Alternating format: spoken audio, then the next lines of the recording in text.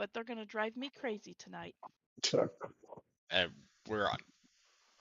Hello! And welcome to another night of Dungeons and Dad Jokes, where we're all a little frazzled and tired from the week. All right. Be sure to hit that subscribe button. That way you can join the live chat, and Oh, we're getting echo from Chuck. that's because it's walking through the house. Oh, Sorry. He just locked the dogs in here with me. no. It's gonna be great. The bark left. Oh my goodness. Hit the subscribe button so you know when we're live.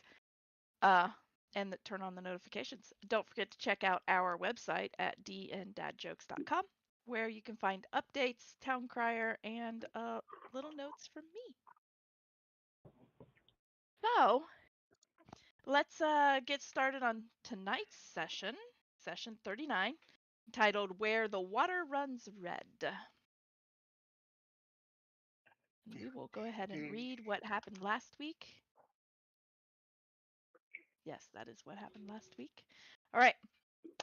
From last week, you guys went to the Trinson estate, where Fix and Kadeth found his mother in her office. He showed his mother the pendant of the jagged dream that he had made for Gavian, and with her approval, he found Gavian. Evangeline was wandering the house until she saw Fix heading to Gavian's room and joined him. Inside, Gavian was given a cut of the auction profits and the pendant, which he immediately put on. As they headed out, Evangeline also gave him some gold, giving him a wink as she left. After waving down Forsyth, who was practicing a new wild shape, the group headed to Finnell's again. Finnell agreed to teleport the group to Thrice, and without much warning, he tapped the cane upon the carpet and off they went, sending coins all over the place again. In Thrice, they went to the Order of Balance, where they met Trinister, a paladin of the Raven Queen, who had just returned from beyond. And then they sought out Erwin, finding him with Tatra in a study room. Kadeth filled in Erwin with everything except the fortune that was told to Fix. Tatra reminded Kadeth that the storm was coming and looked at Forsyth when telling him once again to make their acts be nigh. A bit of time passed as they conversed when Tatra called out that the fates were gray. Fix then looked at the replica deck and found the fate card. It had indeed changed, giving the party 3 unfinished cards. As they discuss which to search first, Tatra tells them Giselle is as wise as she is old, leading them to stick to the original plan, to the swamp for the sun card. They are offered rooms for the night, and in the morning, Erwin teleported them to Ephraimon, a city in the trees. Once there, Kadeth learns that they liked Erwin when he visited, even though he was not a believer of the Fallgreen. They were directed to the Owl's Nest, where most visitors are sent, and inside they spoke with the barkeep. He was quite happy to share about the city and his life, disclosing the ancient blood that runs in his people. He also stated that strange dogs, ridden by strange men, have recently been reported coming out of the swamp. Few returned after such an encounter, and no one ventures that far east anymore. After some inquiry, he introduced them to Jurek, who agreed to guide them through the Baadenu forest to the edge of the swamp.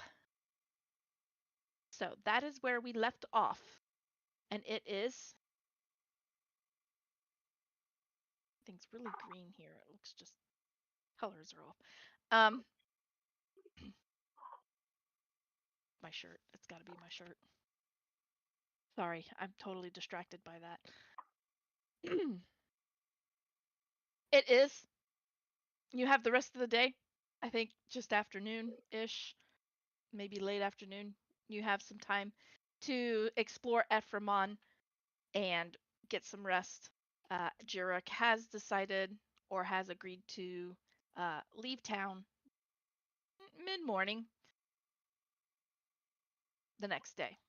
So, what would you like to do while you're in town?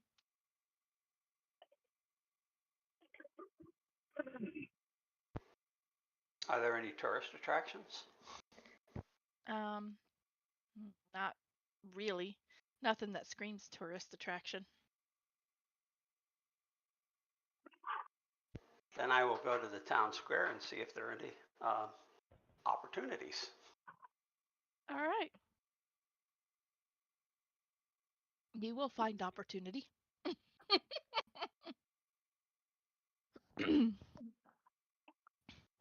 Roll me sleight of hand.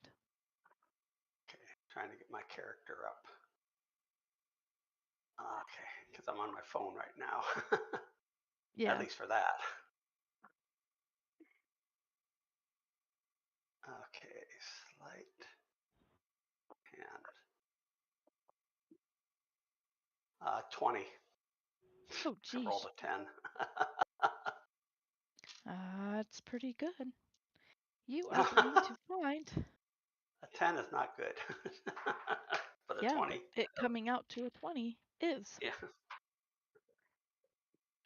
You are going to find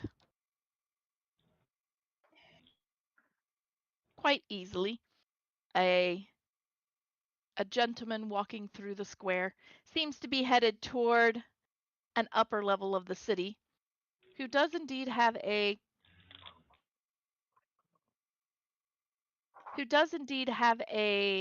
belt pouch on him that you Had. managed to swipe. Who had a belt pouch on them.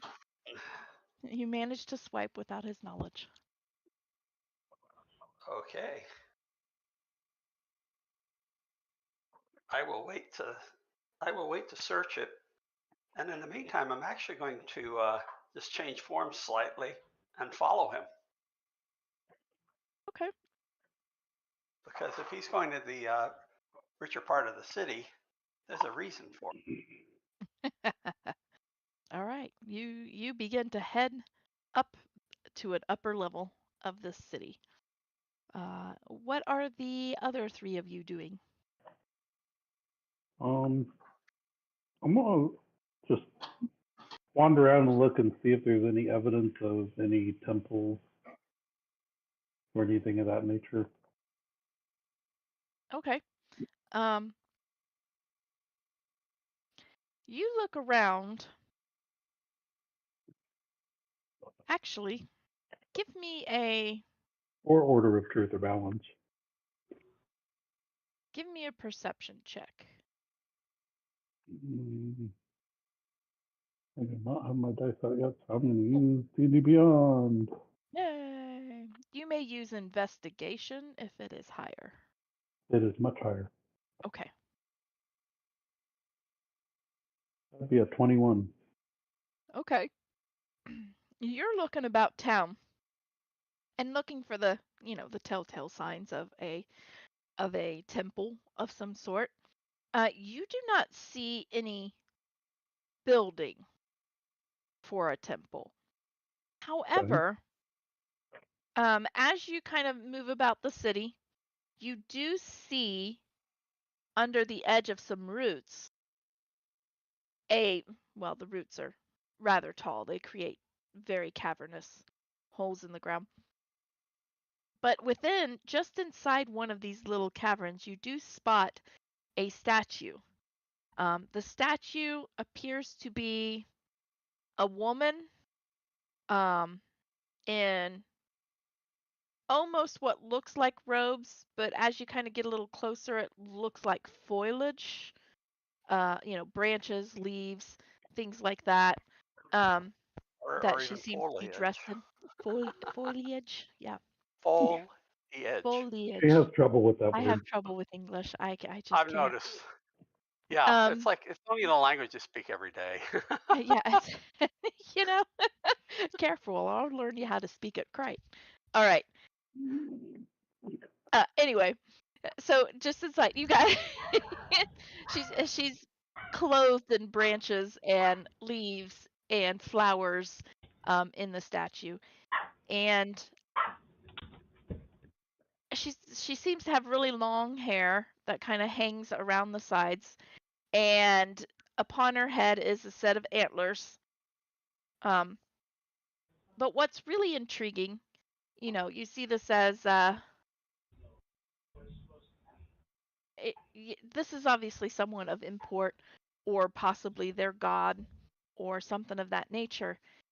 But what really draws your interest is the bottom of the statue has what looks to be an altar. Okay. Which tells you this is probably somebody that they worship. Right. The altar itself, sorry, Lou. The altar itself is not flat like most altars are. It's actually what's concave. It's dipped in a little bit more like a bowl. It's a very shallow bowl across it, but it's a rectangular bowl. Okay. Do I see anybody around that seems to be involved in it in one way or another? You do not. There doesn't seem to be anybody paying attention at the moment. What about any signs? No. Well, You get the impression that no signs. People's not at it, so it's not something that like there's a religious like time of day or anything that like they have to be worshiping or anything like that. But there's no signs. Gives you the impression that everybody here knows what this is for, but there's nothing to mark it. what is going on? I'll just find a random person then, one who doesn't seem to be like scared of my height or anything like that. Somebody who seems like they might be willing to talk, and go up to them and ask them about it. All right. You find somebody who's like walking by. Always got theirs. They look at you and with very quizzical look, and they will say, "Well, that is the full green."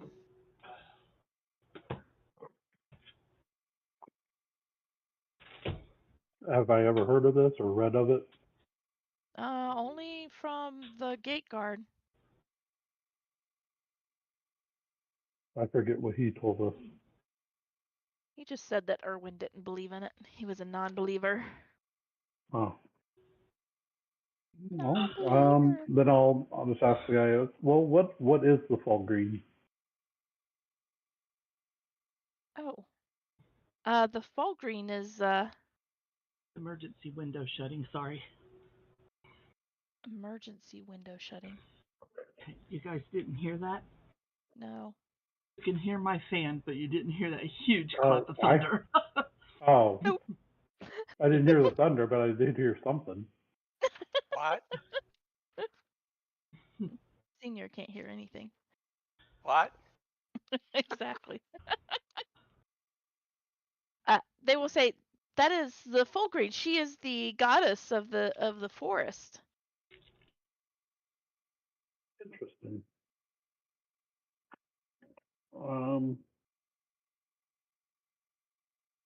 Do you happen to have a library or something, or some place where I might be able to learn more about her?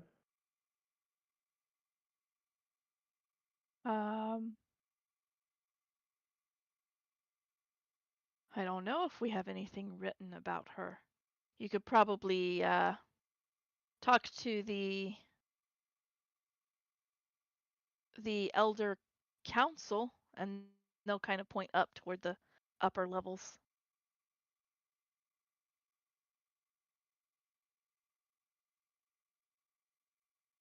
Well, perhaps I'll see what they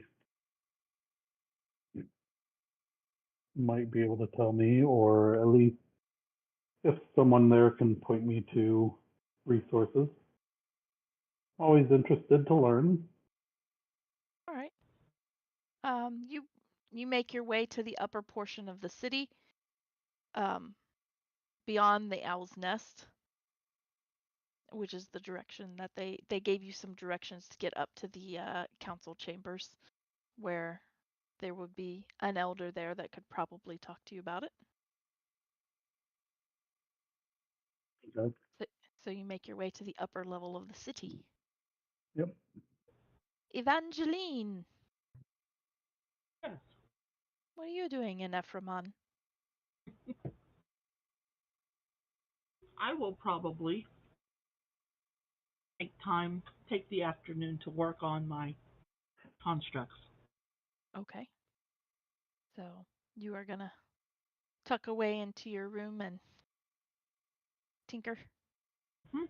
Alrighty. Fix, Yes. what are you doing? What I Besides always do. Try to take over the forge. Oh. take over the forge. What are we gonna do today, Brain? The same thing we do every night, Pinky. Um,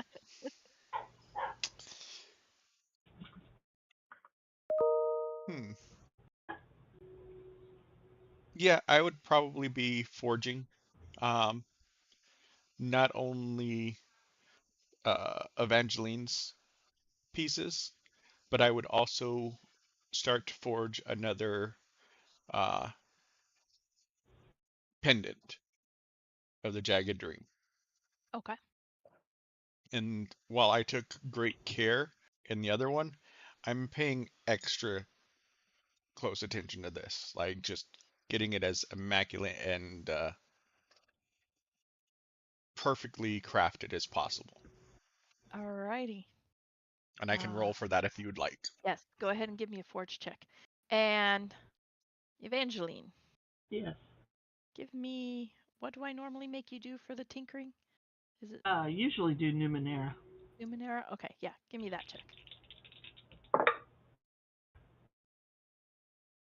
Dirty 20. No. And I'm going Alright. to use my new dice that my wife got me for my birthday. Woot woot. Ooh. Which ones are these? Let's see. Yeah. She got me some of the liquid filled ones. Ooh, Ooh. those are Cool. pretty cool. I got to see some of those.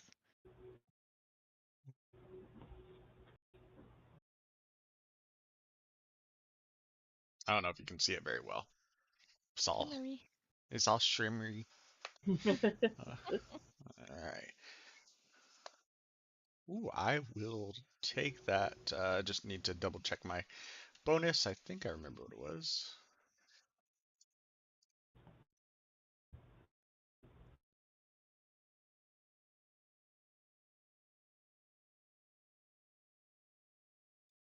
Loading. And I don't remember. Do I roll that with advantage? Because of the tools? I don't remember. It's a +1. Yeah. Yes. Your You've got tools the are a tools. +1. Oh, your tools are a +1. My tools? Or your tools. His tools. Is that what I said? No, Oh man, I should have got this in D&D Beyond, shouldn't have I? they are there. Oh, well then Oh. take a look. Okay, no, it's not. Yep, it's they provide double proficiency. So Okay. 27. 27. All right. You are going to be able to probably finish out most of the little trinkets and stuff, that gears and cogs and springs and all of that stuff for Evangeline. Mhm.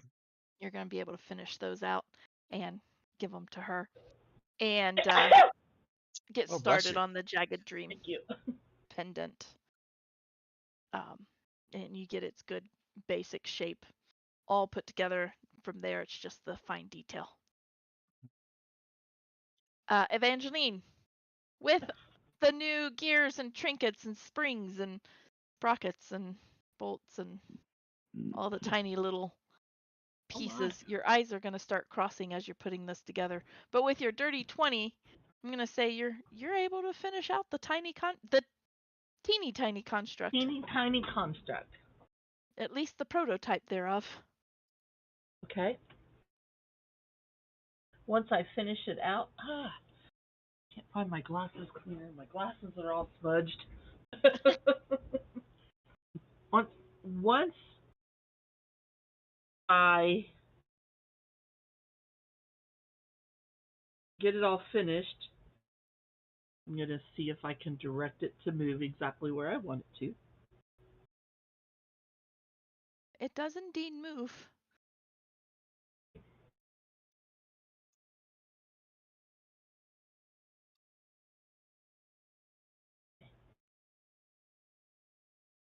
Did you enchant it with anything yet? I am But you going can get it to move. Or did you start to enchant it with anything?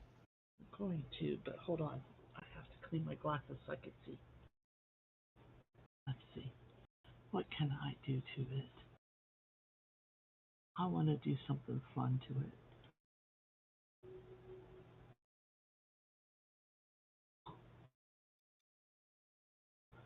I am going to. We never were. I will just do that. I will see what happens. I'm going to sit down with it.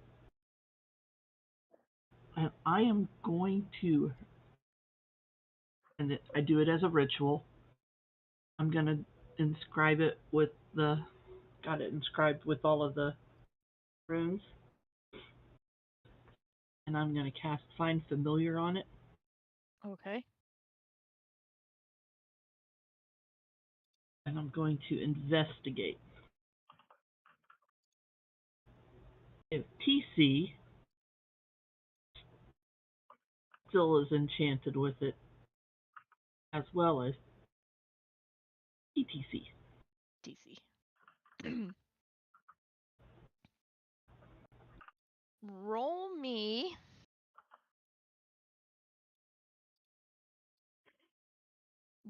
your Numenera.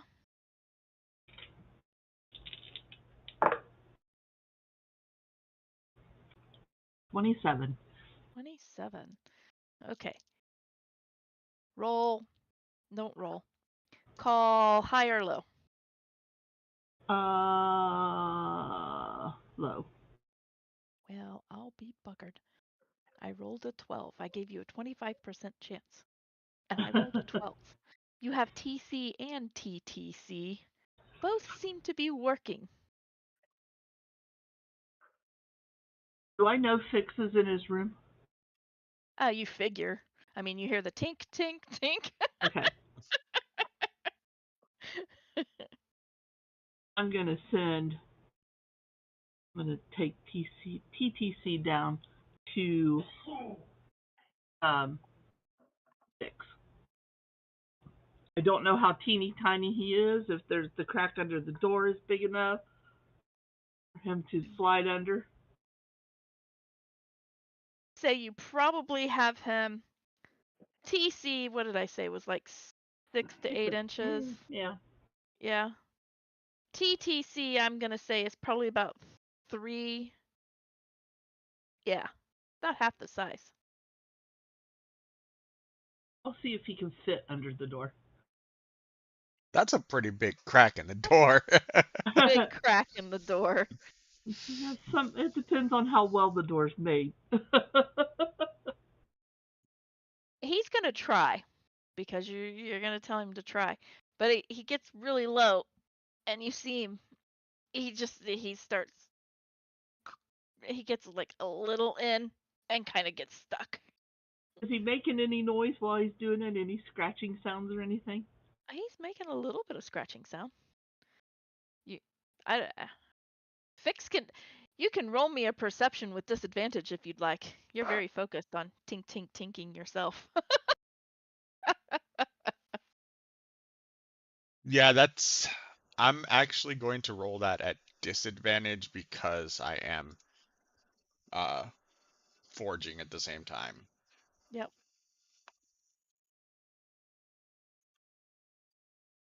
Okay. 12. 12. Probably not. Probably will not hear that. I'm gonna check and see if his door's locked. That I It don't would know. be. Okay. I'm in a new, strange place. My door is locked. I'm going to see if I can unlock his door. I am proficient with thieves' tools, even though I'm not a thief. All right. roll me a lock picking. That's a 16. 16 I have a is plus not 4. bad. I'm I'm not quite as good as Forsyth at this stuff, but I'm gonna try. you get in there and you start fooling around and you kind of think to yourself a little bit, man, too bad Forsyth isn't here. It takes you just a little bit. After about a minute or so, you're a little surprised. Yet at the same respect, you're not quite surprised that he hasn't hurt you. You will eventually hear a click. I'm gonna open the door. I'm Just enough. assuming. Do I notice the door opening? Just enough for TTC to walk through. Roll your stealth, Evangeline.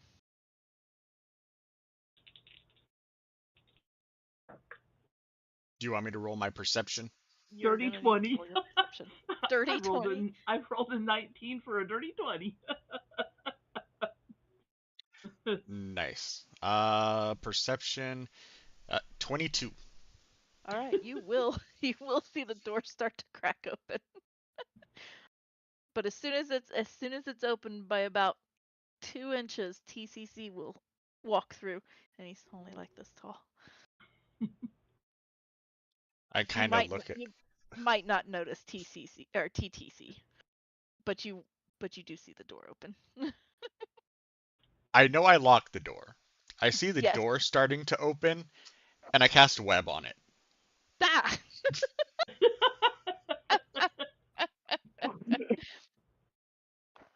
Web will hold it, right? It will hold anything in that area. It is a 20-foot cube. Okay. You get splattered with some web. You see TCC kind of. And He's it a would little be stuck. a deck save.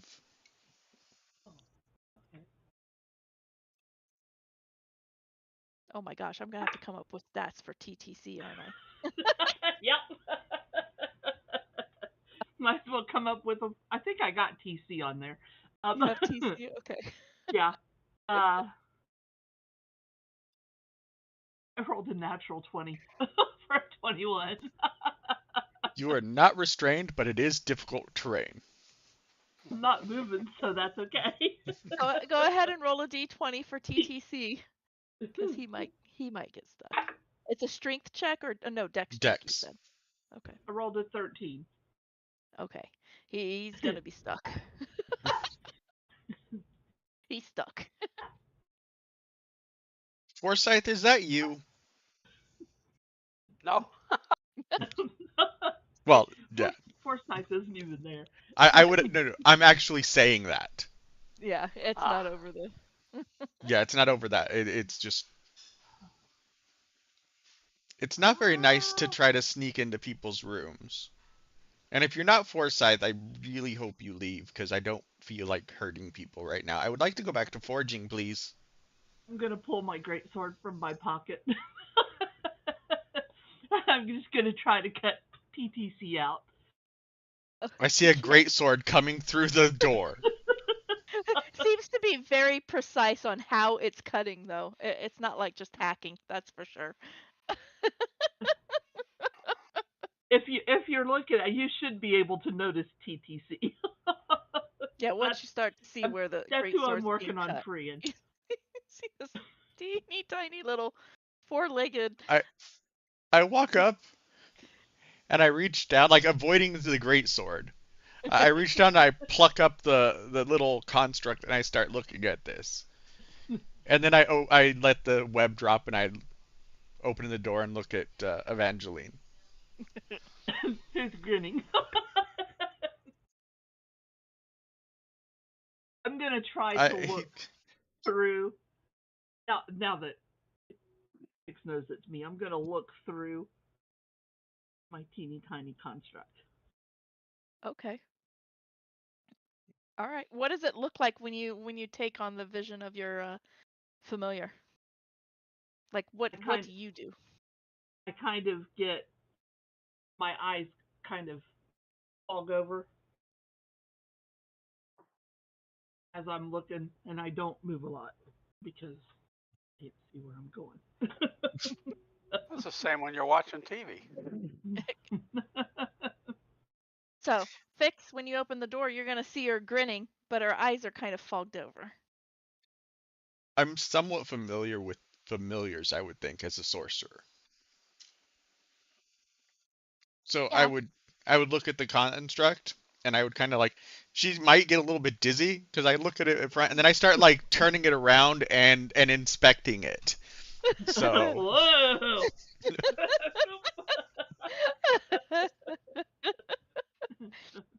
Yeah, the room starts spinning on you.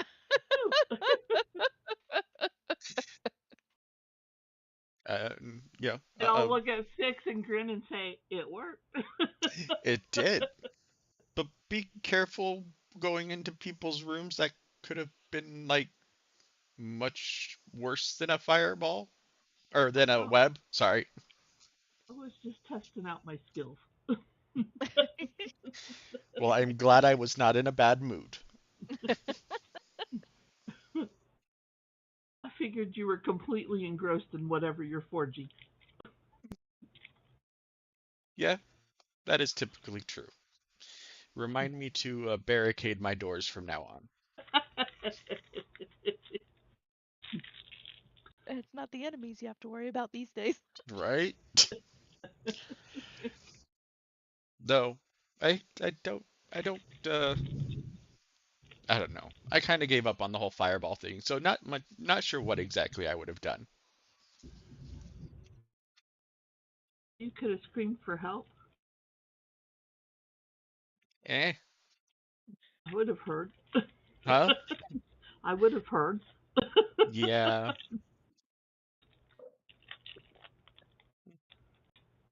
But really good craftsmanship. And he'll walk over and he'll pick up the parts that he was working on and he'll bring them over and he says, I finished these. Oh, good. I can make another. I would assume that these ones that I just finished are the obtanium ones, since this was a prototype. Yeah, good. Starting on the obtanium version. We'll take all of those. I'll put them all together. I'll slide them in a pocket. I have lots of pockets. Shove your great sword back down into your pocket. Is that I'll a put my great great sword sword in in my your pocket. No, I'm just happy to see you.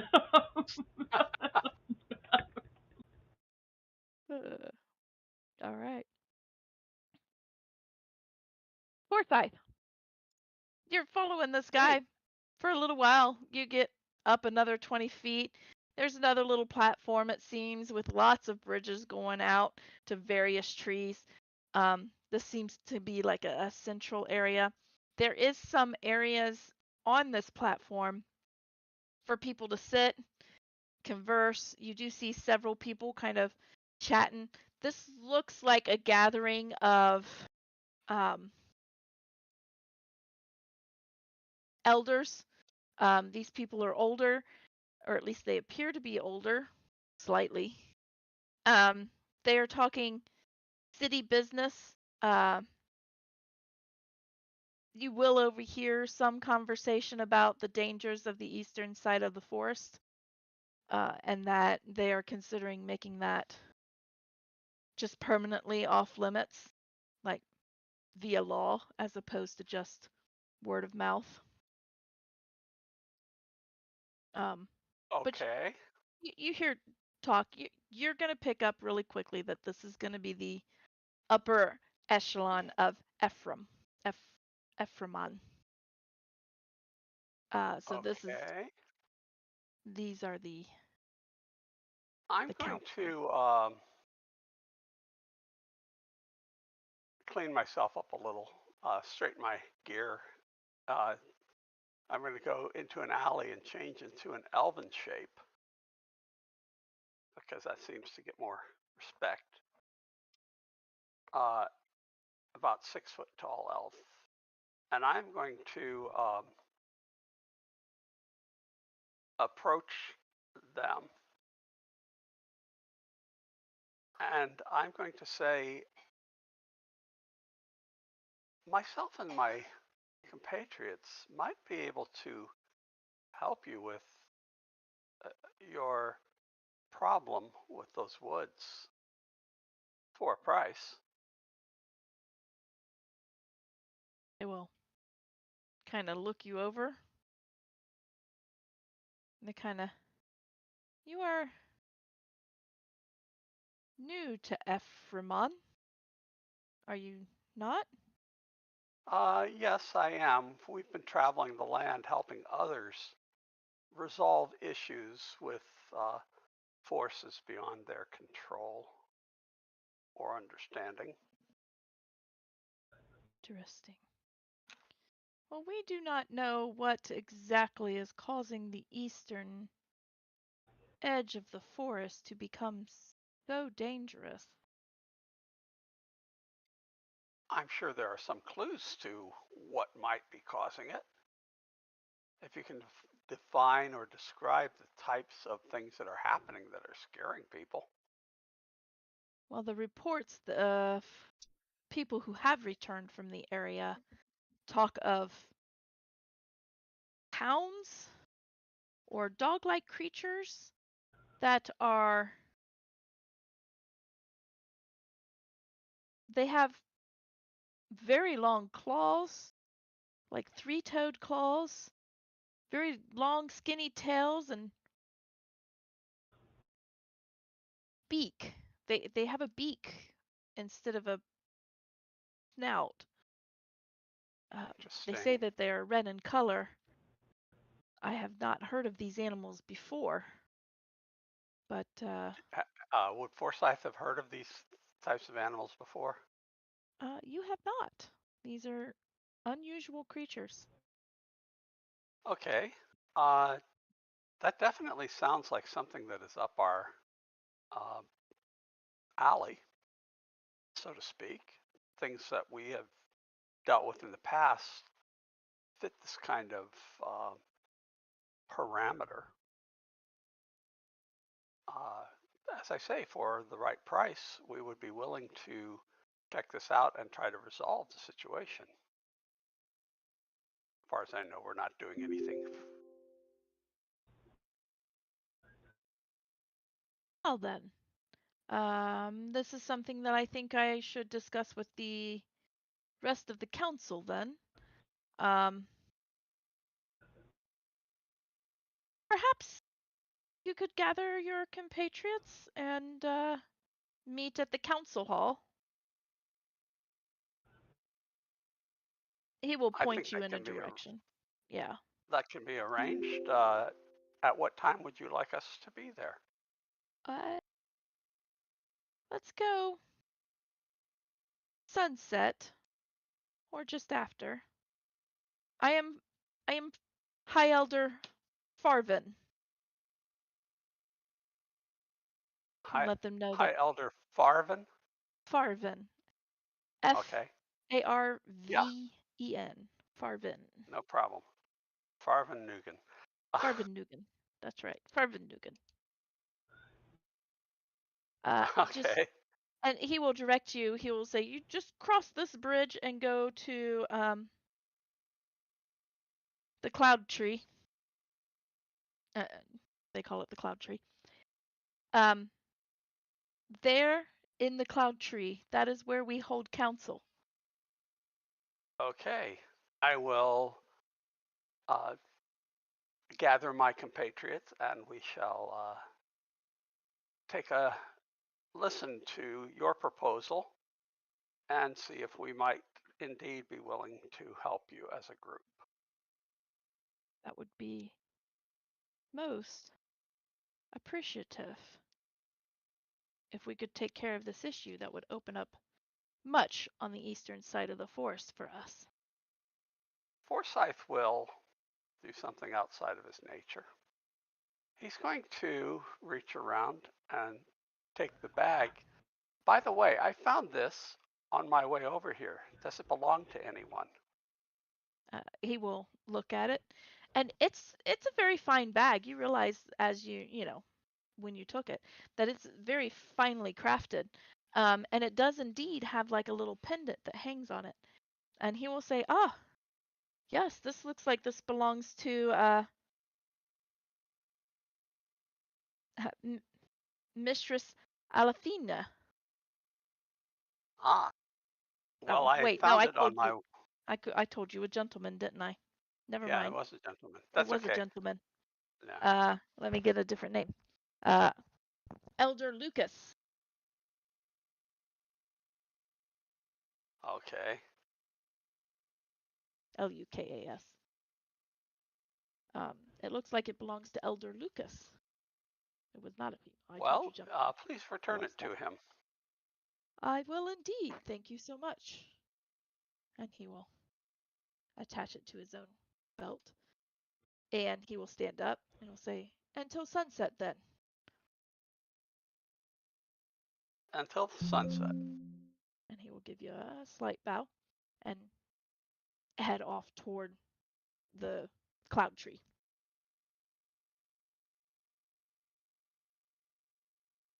All right. I will head back into the lower part of town to find my compatriots. All right. As you turn to get ready to head down to the lower portion of town, you will see Kadeth reach the upper portion. I Kadeth gets up will to the top. approach him. Okay. Is it a form I recognize? No, this is It's a taller elven form, so the new. clothes you might recognize. Yeah, that's true. You might That's recognize the true. clothes. He hasn't really changed clothes. Nope. No. And I'll say cadet, so he'll definitely know who it is. Yeah. Oh, what are you getting yourself into now? I'm getting us into something, maybe some change, if you will. More But change? we're looking hopefully at major change, major dollars, Or major gold. specifically, whose change is it that you are getting? The town council. Willingly They this have. time? Yeah, I think we might be able to get a job with them. They have a problem in the eastern forest that they need resolved. There's some creatures there that are putting the scare into a lot of people, and it does sound like something right up our alley. Well, and that is the direction we're heading, anyways. Right. And why not make some money while we're there? I suppose. Well, I thought everyone else seems to bring it in. I thought I might bring something in here. Well, and I'm sure everyone will appreciate that. Right. So we need to meet them at sunset. So if if you're in this area just before sunset, I'll get the others here too, and then we'll make our way to the town council. Very well. All I'm right. researching things, so I may still be in the area anyways All right. at Well, that have point. fun. Don't get caught. I'm the one who does the catching, remember? Oh yeah, I forgot. Well, I'll have fun. Don't get caught. I didn't get caught and I returned it. Well, anyway, I'll see you later. Returned it Check if he has a Bye. fever as you're or leaving. I think you need to check if he has a fever or a parasite. Guys, One I of think he's those broken. one of those things that takes over your body and controls you. Right? Some kind of symbiote. Some Yeah. kind of symbiote. Oh, All right. You get up to the area. You can pick up immediately that these are elders of the city. There are still several kind of milling about this central area right here, chatting philosophies, science, maths. Uh, they are learned, highly educated, and Oh, you are fine. Do I overhear anyone talking about either history or religion related things? um, you will hear mention every now and then of the Fallgreen's blessings. Every now and then. Like they'll use like, oh, by the blessing of the Fallgreen. Okay. This, I'll that, or try the other. and look for someone who, maybe a little older, more willing to tell stories to a stranger, that kind of person, an old grandpa type. You're going to be able to find one. Probably sitting on a bench that's connected to this central area. Everything you notice, everything furniture wise, or what's the word I'm looking for? Decor wise, is affixed. Because these are all strung up between trees, so it sways just slightly in the breeze, or when people's walking on it, there's some sway to it. So everything that's there is affixed. Okay. But you will find a gentleman kind of sitting there. He seems to be talking to a younger lady. Um, just casual conversation. Seems to be offering some wisdom. Do they seem to be talking about anything specific? Nah, just life in general. Okay, then I'll go ahead and approach. Uh, excuse me, sir. He will look up where he thinks you will be, and then look up a little bit more. We will say, good day to you. Good day. I'm wondering if you might be able to either share some knowledge or point me in the direction where I may be able to learn. I've heard of this fall green that everyone has spoken of. I saw a statue in another part of the town, but I don't know anything about them, and I'm always curious to learn more information about things like that. Ah, yes, you are interested in the full green. I'm interested in many things, but especially anything with relating to any gods, goddesses, and especially history. Ah, well, history-wise, well, the full green has always been there. She was there when we made this city. She was there when we lost the last tree. You see a little sad expression kind of get on his face. What do you mean by lost the tree? Well, when the tree decides that it is time, it will fall. It will give way.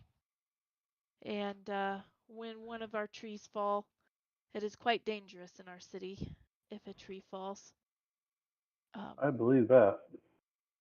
yeah, not only do we live among the treetops, we also lean on it for sustainability. Um, it protects us even down in its roots. If there is storms or danger from above, we can go down in its roots. If there is danger from below, we can climb up into its branches. Uh, Many of our trees also give us fruit. And he will kind of point over to another tree off kind of a little bit further away. It's a couple of trees away. And you can see that it looks like they have some really big, like red, almost melon size fruits hanging from the tree. You can see it kind of dotting the tree all over. We are very sad when a tree falls. But the fall green was there. No one was hurt, thankfully. And in its place, a sapling began to grow. Do you consider the fall green to be a deity of a sort? Well, yes, she provides us many blessings of luck and safety. Um, she can even give the extension of life if she is accepting of a sacrifice.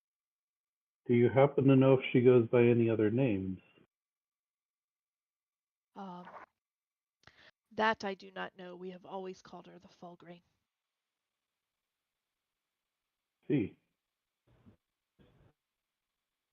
Is there any books, or do you have a library maybe that would have books on that might include either her history or any other history of this area? We do have a library.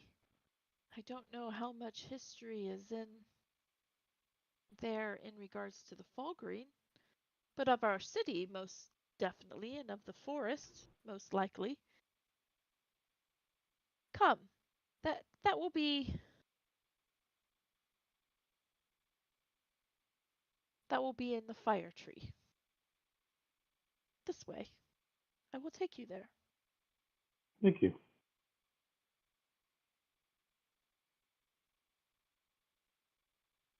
I'll just And he will follow lead him you. wherever he's going. Yeah, he will lead you across the bridge. And it kind of touches against another tree and then moves on to the next. You will see almost immediately why it's called the fire tree. The leaves on it are red, like bright red. Right. The trunk is really almost a brick red, um, more red than the average trunk in the forest that you've noticed. And they call it the fire tree. Once you get there, there will be a platform that circles it at that level, but you will also see that there are stairs along the side to lead up to another level that looks like it leads to another platform that circles the tree. Only that platform doesn't lead anywhere else. There's no bridges connected to it. You will see that on this platform there is another bridge directly connected to another tree off in another direction, which would be the cloud tree. You don't quite know that yet yourself, but there is a bridge that connects it to the cloud tree. Okay. But he'll lead you in. He says, "I am High Elder Ginlin. You please, you can just call me Ginlin. No need for formalities." He will lead you into the entrance of this tree, which is much like the owl's nest. It's just a hole. There's no real doors to it. He'll lead you in, and you are taken back by the level of volumes that is in here. Not at all what you were really expecting. There's probably 3 stories, all circular, within, that leads upwards into this tree. It's almost set up. The bookcases are set up underneath the stairs and against the wall of the tree all at the same time, and it does spiral the whole way up. You do see an opening for the upper level as it breaks just slightly, but it continues to spiral upward. So, Okay. Well, yeah. I'll ask, I guess, so where might books on history or any books on religion be? Our books on history of our city will be straight ahead. That is the history. There are some religious books up at the very top, but most of what we know of the Fall Green is what is oral tradition. there's not much written of the Fall Green herself. There are mentions of her, you know, the blessings she has bestowed upon us. But what you Is might find would most likely be in the histories. is the statue a fairly accurate resemblance? Oh, yes. Yes. That is how she at least chooses to show herself.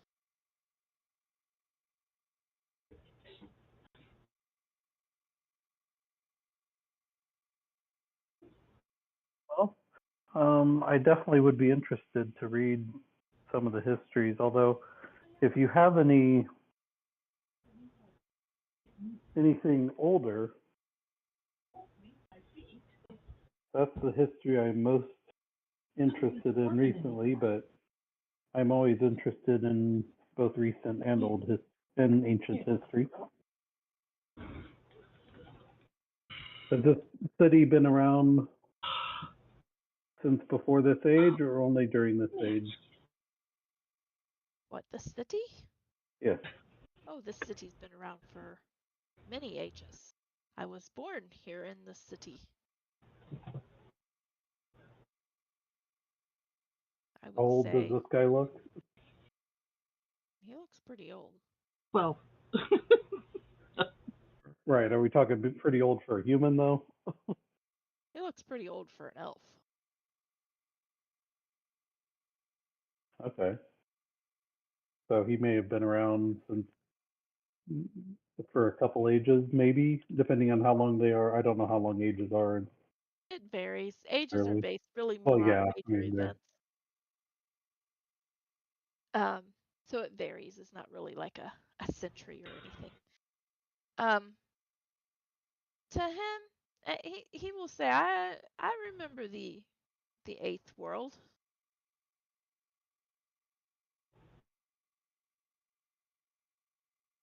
I think I was born late, really, in the seventh world. hmm. I remember the eighth world. Much of the history I've been studying most recently has been of the second and third world, but I am always interested to learn what I can about each age. Yes.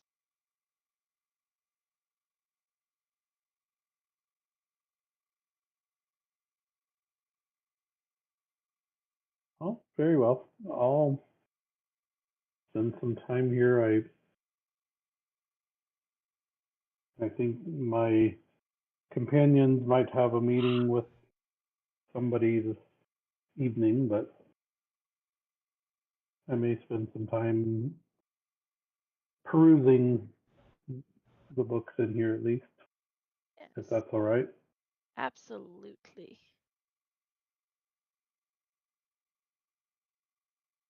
Absolutely. By all means, enjoy your time here. I will. If there's going to be meeting of council, I should probably make my way there. Very well. I'm sure we will meet again. Righty. Until then, have a good day.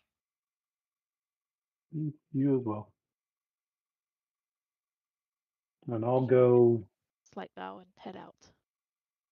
I'll go start. I'll start by glancing through just titles of the books on history that are down here.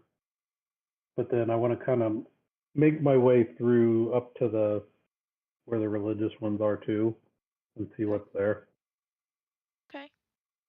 See if there's anything that either stands out to me or anything that I recognize already.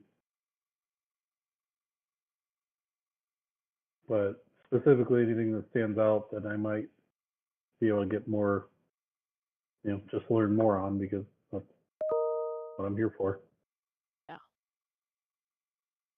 Especially if I could learn about this forest green, or what was it? The Falgreen. Yeah. All right. You will. See You if will. she's known by some other name. Looking through some of this history, this ancient history, um, you will begin to read through early Ephraimon development.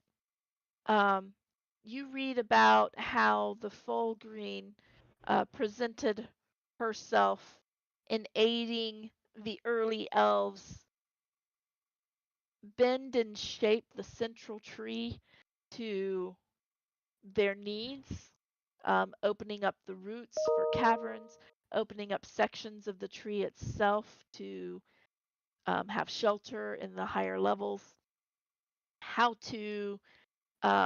they uh, pushed and shaped vines and branches and things of that nature, stretching trees quite a bit to create this elaborate city. Just kind of glancing through some histories. This is just over time. The earliest history that you have of the Ephraimon, just reading through this for the brief amount of time that you have, is that the city was most likely created around the fourth age, um, maybe late third age. Um, and it does talk about how the Falgreen helped them to do this. She provided the means, the knowledge to do so.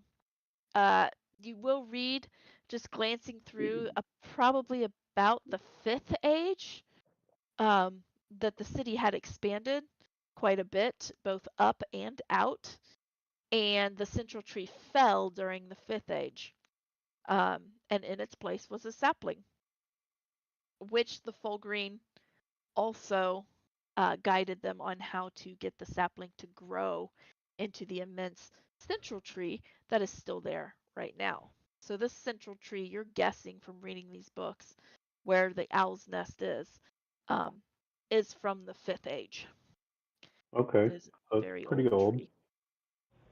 Um, you will read a little bit in the histories that the Fulgreen often pre-warns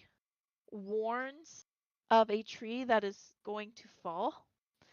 Um, they have had a few trees, from just glancing through this history, only a handful of trees have ever fell since the beginning of this city in the late third, early fourth age.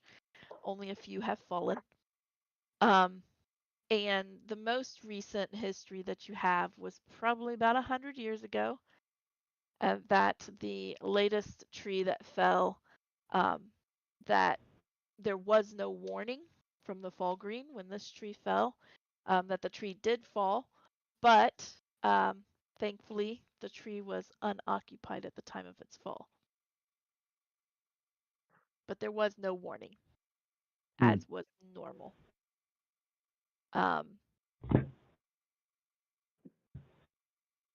As you kind of finish perusing some of that history, they don't talk a whole lot about the Falgreen, just that how she aided them to do things, not who she was or what she believed in or anything like that. They just, she provides blessings. She provides knowledge, she provides blessings, luck, things of that nature, and extended life upon a sacrifice. Right. That they could choose to sacrifice to her and they would receive an extended life. Though none of the histories, or throughout all of the histories, you're seeing that a majority of the elves, of which you have knowledge of the ancient blood now, because the barkeep talked about that, Right. that most of the elves of ancient blood, most of them live to be 400 to 700 years old. They live quite a long time. Those that are not of ancient blood might live to about 200 years old. Mm. Um, and there is no actual, as you're reading through here, even though it talks about sacrifice to extend life, there's no actual evidence per se that life was actually extended, Okay. as there is also no talk of who may or may not have sacrificed for extended life. Right.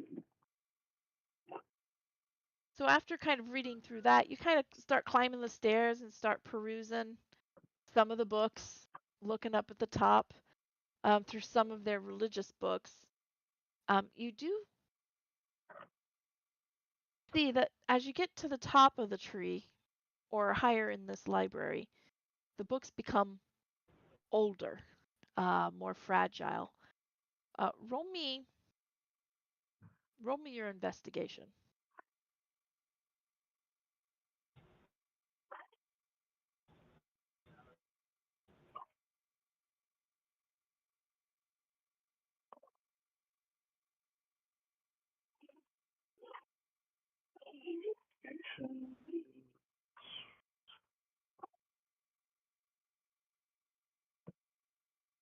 Yeah, 12. 12. Okay. Um, you see that as you're climbing these books, or climbing up through this library, the books are getting older. Um, you're just starting to get the impression that the books up here are less used, uh, less studied, um, probably judging by some of the dust that's on them, haven't even been picked up in ages, maybe even eras. You're Okay. thinking up here at the dustiest section of this library. It's quite possible the last person to have touched any of these books might have been from the 5th or 6th age. Okay.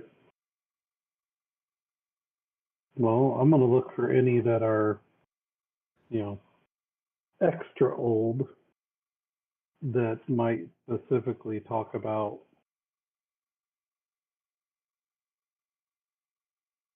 I'm kind of looking for any clues that might say, you know, who the Fall Green is, whether she goes by another name, or whether what relation she is to any of the other gods and whatnot. Okay. Um, Just trying to put her in context, essentially. you get up to the what seems like maybe the end of this library. Um, you find a book that is extremely worn. Like you can't even read the title of it from the outside or anything. Like there's no more etching that's like held in there at all. You pull it out gently. It feels like it could crumble at any moment in your hand. And you open it up, being learned yourself that you know how to handle old ancient texts. You Right. open it up gently, and on the I've inside, got my white gloves on. yeah, you open it up gently, and you see at the very start, you see the words those they missed.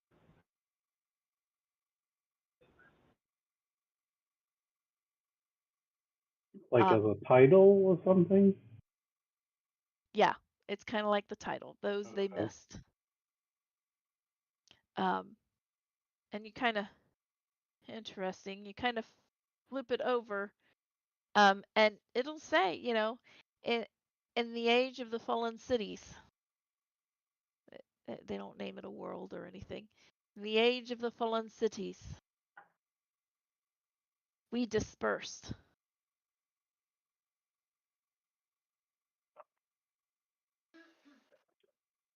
Malar to the forest.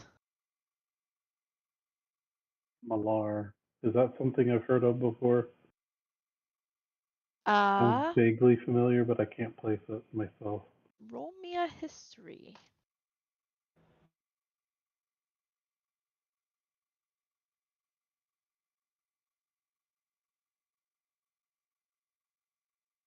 Um, 22. 22. Millar does ring a bell to you.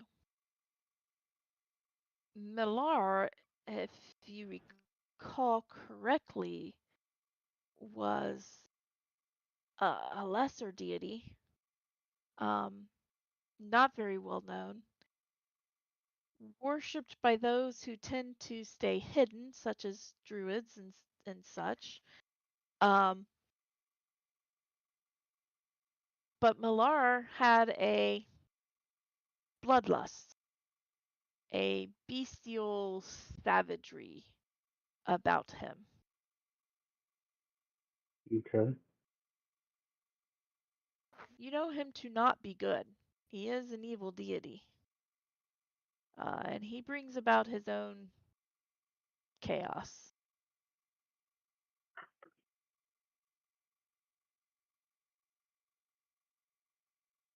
Hmm. As you kind of read on,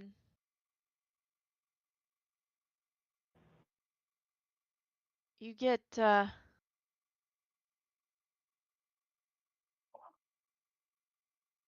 you start to realize that this book is more or less about Millar, even though it mentioned that they dispersed. You're not sure who all they is because the book doesn't seem to be going into it. It seems to just be following Millar, who took over the forest. And it does talk a little bit about shaping not only himself but the forest to lead people into worship, basically. Hmm. It does not seem, as you're kind of reading through this, he is definitely more of a trickery, and definitely bloodthirsty.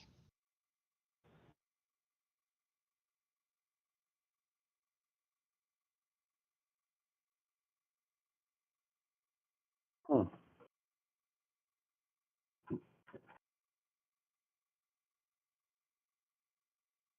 But there doesn't seem to be no. Are any of the other gods mentioned at all? No, it doesn't mention any others. It just it said Malar took the forest, and then it just followed Malar Does from it that point on. does it seem like it's referring to this forest? There's definitely some similarities. You're pretty sure it probably means this forest.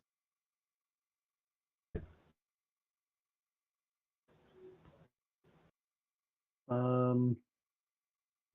I'll look and see if there's any other books that might be old like that too.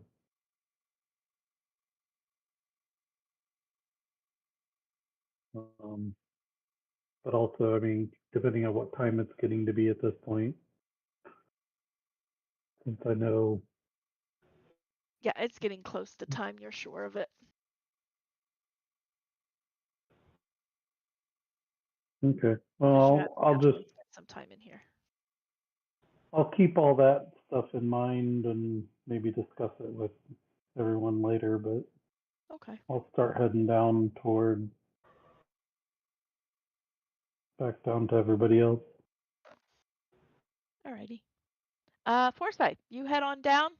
You know where to find Yep. Fix and Evangeline. You're pretty used to what they're doing from now at this point. Right. Hey guys, I think we might have a job.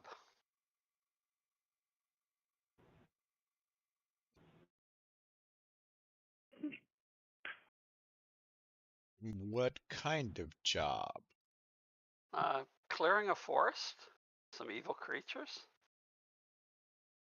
We're going to meet with the city council after sunset, and they're going to run us through what's going on and how much they'd be willing to pay us to help them.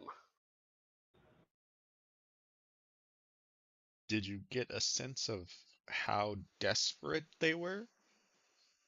They're looking at closing off access to the forest because of the amount of danger the people are in. Okay, but done are the days of us taking on jobs for like 200 gold. Oh, I get that. I get that. But the fact is I think they might be willing to pay us more than that. Okay, well, Since this is part of their commerce. yeah. Well, I'm all for meeting with them, but we can always say no. True. But I thought we would at least listen to their proposal. Obviously, I'm not going to go as myself.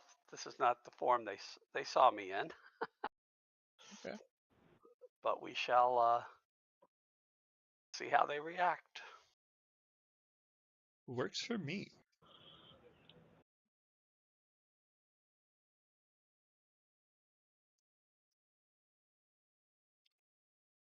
So, question, Jody. Yes. Before we do the meeting with the elders, do we want to take a break? Oh, well, okay. I guess we could. I Yeah, mean, would yeah. it be a I'm good getting a pausing yes. spot? Yes, please. Yes. All right. Rhonda needs coffee. All right. All So, right. Yeah, we'll go ahead and take a break here then. all right. We shall return. All right. We'll be right back.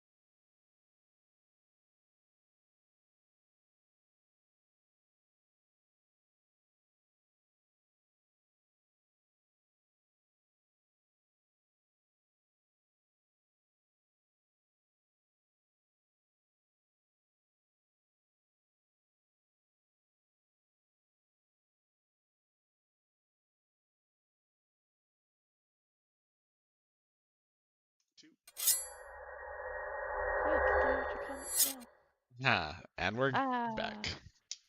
And we're back. All right. You guys are headed toward the council. You follow Forsyth, who at some point changes form again, or changes back into his elven form, or an Yeah, elven form. 6 foot elven form. Yeah. And you head toward the cloud tree. Kadeth, about that time, and you head down and you see your group winding their way, and you meet up with them quickly. Yep. Anything you wish to discuss before you get there? Not yet. I'll wait to see what we're doing first. Alrighty.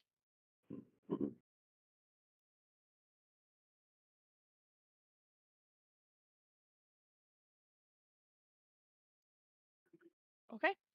All right. You head into the cloud tree, and you see a couple of people walking in. You follow them in, and one of the people on the inside stops, and they kind of look at you, and who you are new to Ephraimon. What business brings you here? Just traveling the land, helping people as we can. Yeah. Picking up a little coin to pay the wages, and trying to be as much of a help and not a hindrance to those trying to survive their days. Speak for everyone but yourself. Oh. Some things we don't want them to know. That's just what I'm thinking. You must be the ones that Farvin mentioned, who wanted to meet this evening. Yes, we were invited to this meeting. Come and have a seat. And they will direct you. You see, once you get inside, you see that there's some benches around the edge. There's maybe about 3 rows of benches around the edge of the tree itself, kind of in that half circle pattern. There's a raised platform that has a couple of tables at it that several people are sitting. You will recognize Farvin sitting up there, and Kadeth, you will recognize Ginlin sitting there, although Ginlin looks about half asleep already. And you will walk in. There are a few people sitting in the lower benches, but you will notice that there is a set of stairs that kind of spiral up to an upper level, like a balcony, that seems to have a little bit more seating up there.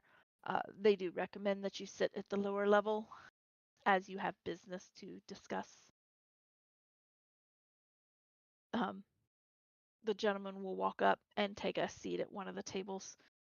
You see 3 men up there. You see about 4 women. They're interspersed.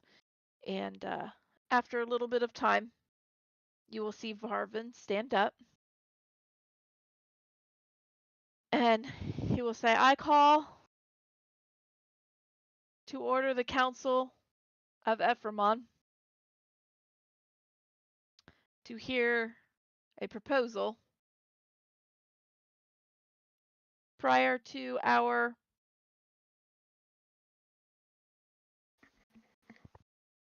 further discussion and possible vote of some new laws to take place here in Ephraimon and across the Ba'a de New Forest.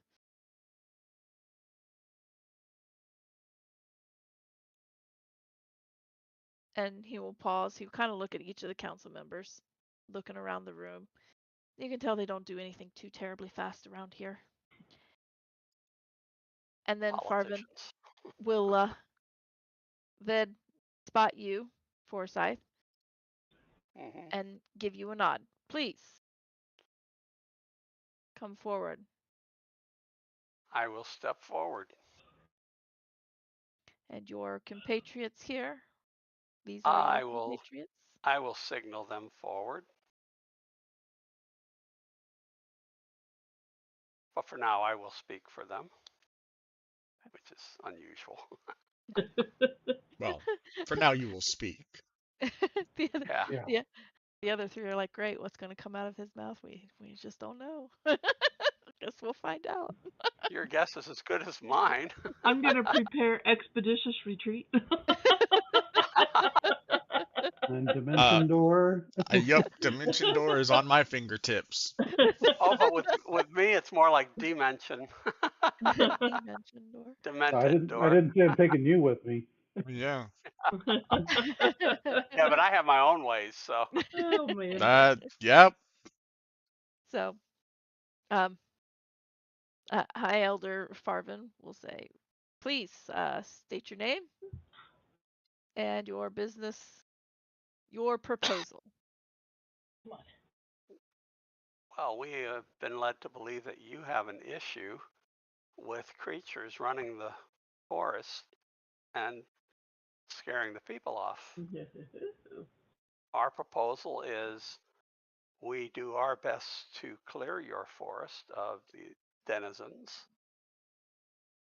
and provide a safer environment for your people.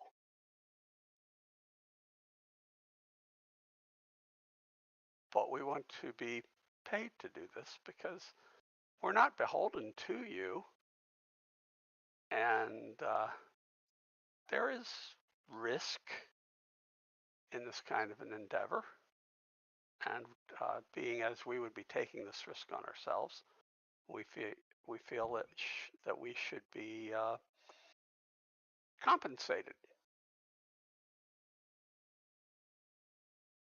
He will look to the others. One gentleman will look up at him and say, it would be wise to have someone take care of this. There are many properties to the swamp that are beneficial, and without access to it, could be detrimental. And realize this, that should we be unsuccessful, the burden on you is minimal, whereas our Well, success.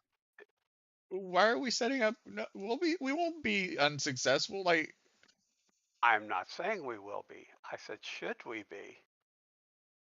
The reality is we want to give them an out in case we are not quite as successful as we would like to be. oh, good elders, we need no out. We are very good at what we do. My friend here is too humble. And you are Can I not hold in a laugh? enough. Can I hold in a laugh? Ooh. We are I think quite a giggle leaks out. we are quite skilled in our endeavors and have. As I am going. What has Humble. happened Yeah, to Foot okay. We need to get him checked out. Hey, I Here's thought I was doing right by us and them. You are. well, You you are. are. This is more of a negotiating tactic of You just said you're build it humble, up. and that was funny. We're Well, when quite you're good at as what we great as do. me, it's hard to be humble. Yeah. Whatever you do, don't ask him about obtanium. Obtanium's not the thing. Don't ask about Not something Gond. we're going to obtain. Yes. Not something we're obtaining right now. We're quite skilled in what we do, and we have made a bit of a name for ourselves throughout the lands. I don't know if you've heard of, and I mention a couple of the things that we've gone through, Our and endeavors. yeah, our endeavors, and I would make them a bit grandiose. And as you said, without access to the swamp, it would be detrimental for your entire city, I would think, and for generations possibly. Yeah, So, tell them about the South Wall. That's good stuff. so for an appropriate cost, we would be honored to help you with your issues. What's it worth to your economy, in other words?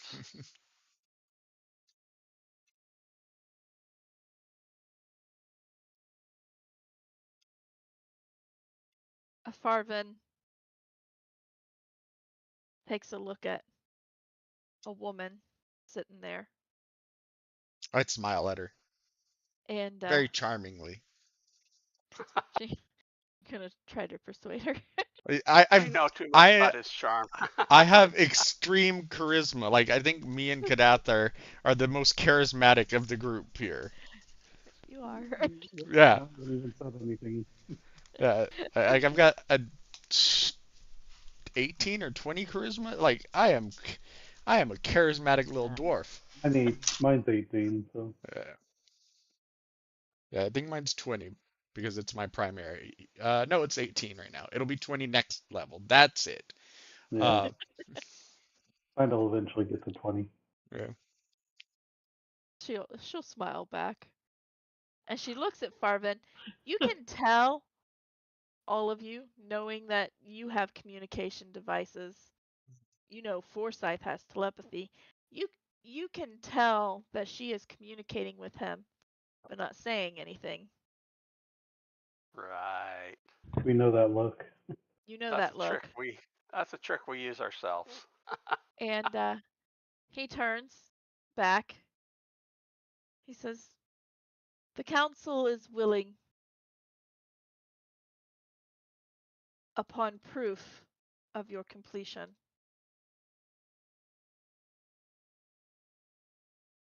5,000 gold." Hmm. Mm, Sounds acceptable. I think it might be as worth a as little big more than that, but Yeah, as big of an endeavor as this is, I think 7,500 would be more acceptable. Would be more enticing. appropriate. And is she attractive? She is. She's quite attractive. She looks like a toad. Yeah, she looks like she's got really long, crooked nose. She wears a pointed hat. No, I'm just kidding. Tell, tell you what. No, Tell you she what. is quite attractive. Tell you what. And he'll tell you about this drink. No, tell you what. 7,000 and dinner with you. And her husband's sitting there saying, "What?" And Animated fix kiss. Oh. and Fix is smiling and just don't care about no husband if he's there. Oh, come on. You're going to do that again. It's wrong campaign. So, Yeah. Okay. No. no, actually, if she looks like she has a husband there, he would actually care, and he wouldn't offer that. I guess I Give me could roll to that thing see. on your head. I'm gonna tell your mommy on you. Tell your mother. Let me roll a perception, see if I see a wedding band. 22. 22. No, she does not seem to be wearing any kind of decor that would signify that she is taken. Then I Then would offer absolutely promoted. offer the dinner. let me see your fingers, Jody.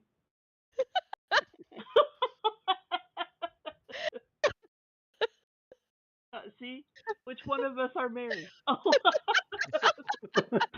Trick question. Mine Trick fell off. question. Trick question. And I don't My know when fingers or swelled where. too much. uh, she Oh. will grin.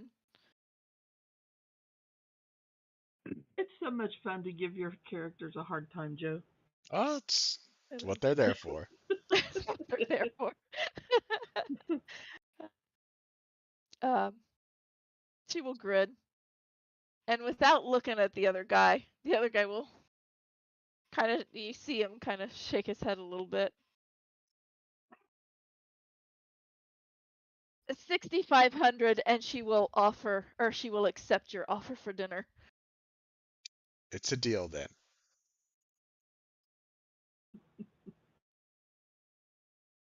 And he'll walk up there and he'll extend his hand to her. And she will rest her hand in yours. He'll bow his head, in accepting of the deal, and then he will lean forward and place a kiss on her knuckles, and then we'll turn to the group and say, "Looks like we got a job." And you got a date. Oh, that's even better than the job. So let's get it done.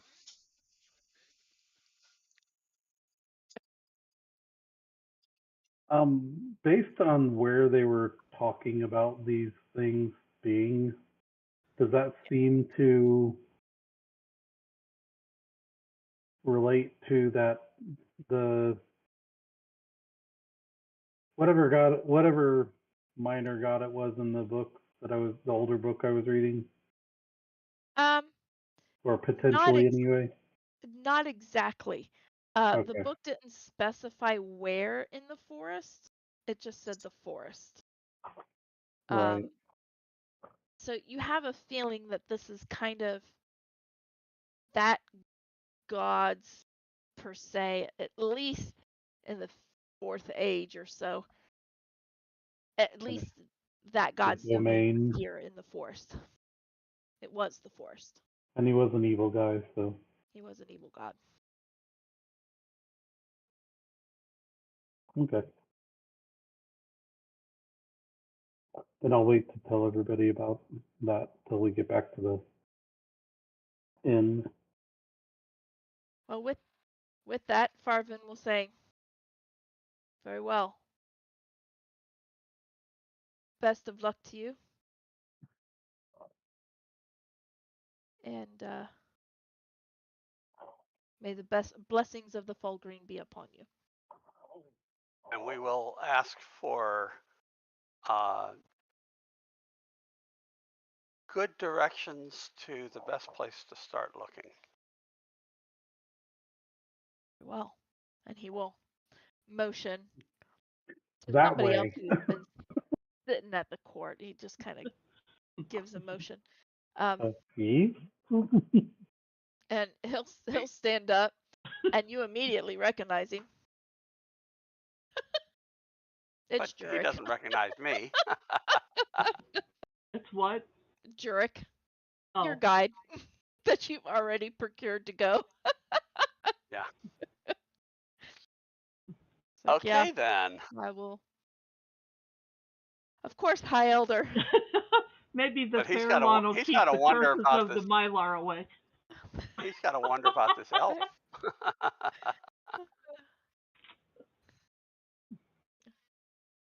With that, Parvin will say,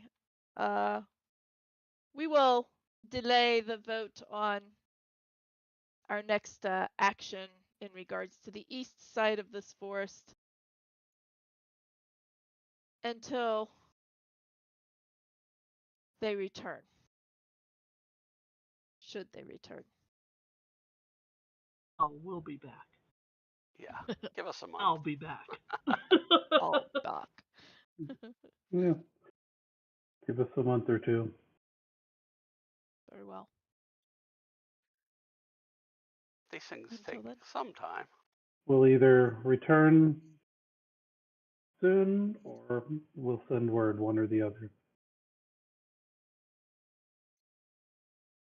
We'll either return or we won't. Very well.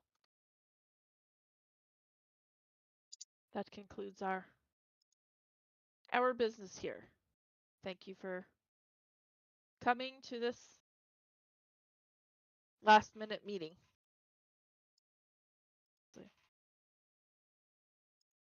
Blessings of the Fulgreen. We shall see you shortly.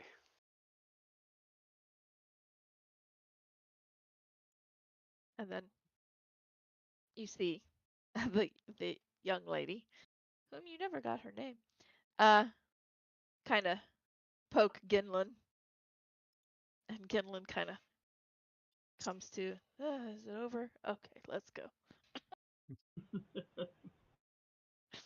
He gets up and heads out. Everybody begins to disperse. What do you do? Disperse. this first? We tell the guide that we will meet him in the morning. Wait, Yeah. it is Tell him what morning. inn we're at. No, it's evening. It was Oh, sunset. No, it's evening. evening. This was a sunset meeting. Oh, I thought we were meeting at sunrise. My brain is No. off. Sunrise. That's right. Back in that case, Sunrise, if sunset. there's still time, I want to head back up to the library. Okay. And after we walk out, though, I'll let them know that I've found some interesting things in the library, but Are there very things little we should about this fall green. But Well, we can talk about them on the trail. some things that I'm curious if they may relate to this task. But I want to go search some more and see if I'm right.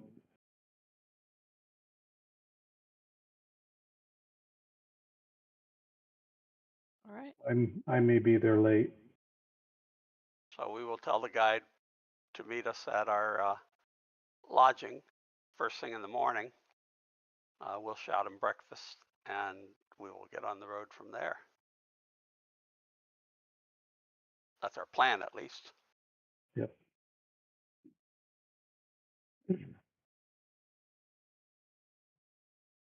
Well, until morning then. Have a That's my good evening. foray into leading things. Jurek will disappear. Kadeth, you go back up there. Roll me another investigation check. All right. As he walks away, I make sure to look and see if anyone's following him. Nobody seems to be following Jurek. No. 18. I'm at 18. Kadeth. Oh, following Kadeth? No. Nobody seems Okay. to be following If Kadeth. you guys want to follow me, feel free. But No, I think I'm going to go to the tavern and get some ale before the night ends, and maybe replace the coins I gave back. All right. So with your investigation, you do some more digging with, I said Maller earlier, but I think it's Malar. Or I might have said Malar and it's actually Maller. I said Malar. either way, Maller. It is one thing or the Yeah. other. It is one thing or the other. starts with an I've heard M. it both ways. So you begin to dig around some more on Mahler, and in the text you get kind of a little bit of an odd feeling.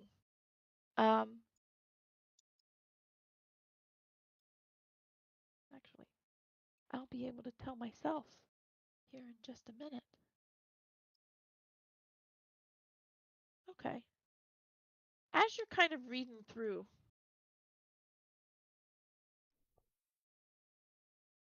these things, you feel like that these things that are coming out of the swamp that they're talking, that are dangerous, that they need help to get rid of or whatever, you get the feeling that it would be right up this god's alley to do something like this. That, that bloodlust and chaos is what it likes. And it would be totally what this god would do, or at least would allow to happen in the forest. But you also get a really funny feeling with your passive insight. You've got a general idea that Mahler is probably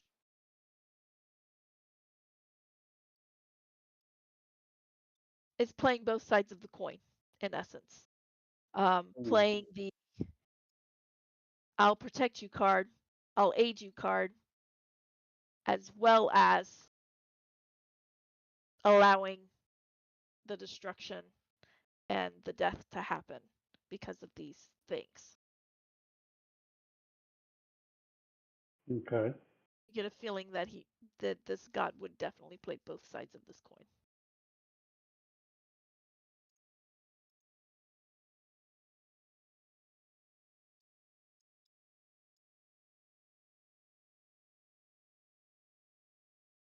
Okay.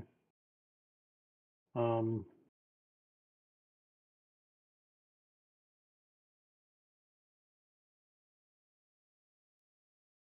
But that's the extra that you're going to glean for the evening. okay.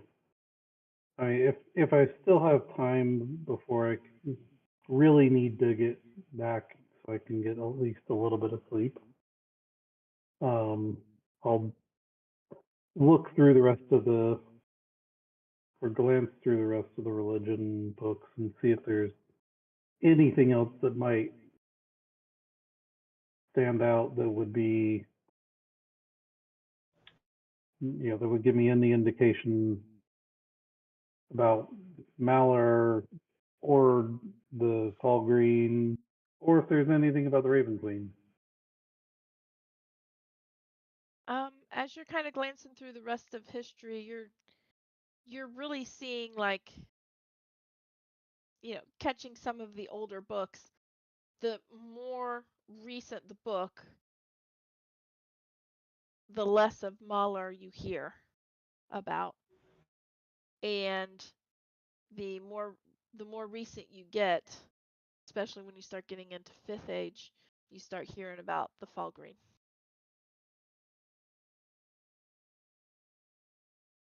And nothing in particular, like there's nothing that relays like where did the Fall Green come from or anything. It was, he's there.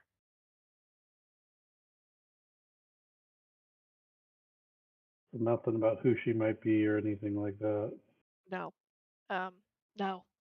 Matter of fact, as it gets a little frustrating as you're reading through here and just like, I already read this in another book. Oh, I already read this in another book.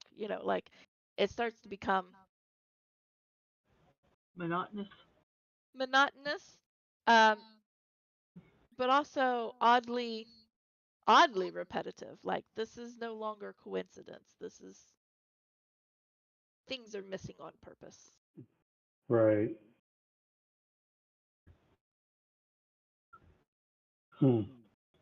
It makes me even more suspicious. Don't be suspicious. Don't be suspicious.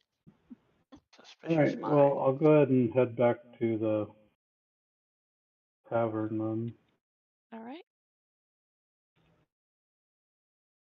Fix and Evangeline, do you go back to your tinkering and forging for the rest of the evening and get some sleep, or is there anything else in particular you wanted to do?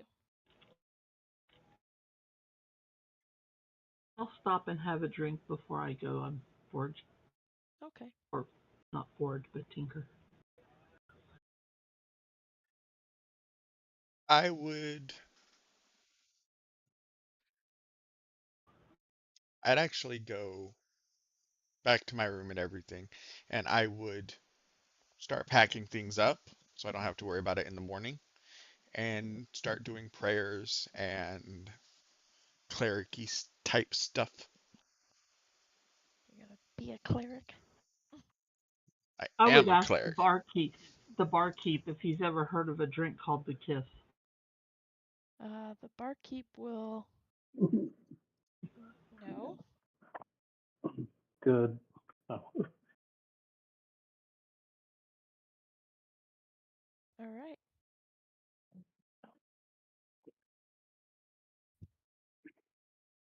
Should I learn?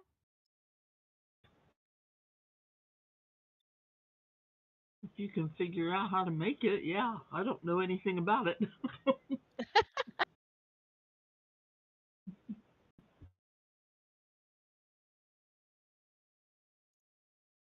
I've never had one.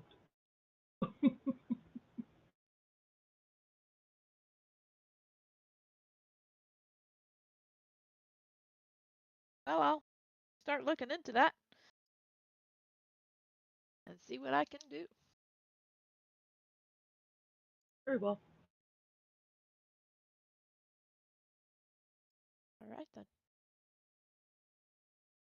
All right, the evening comes. You get some rest. And the morning breaks. There is scattered sunlight that comes through the trees. And if you look outside and go get some breakfast, barkeep has breakfast ready for you. Was there anything you wanted to do before you headed out of here? Probably talk to locals about these creatures we're going to be going and facing. Trying to weed Especially out any the that might myth. do. Yeah, try to weed out the myth from actual information.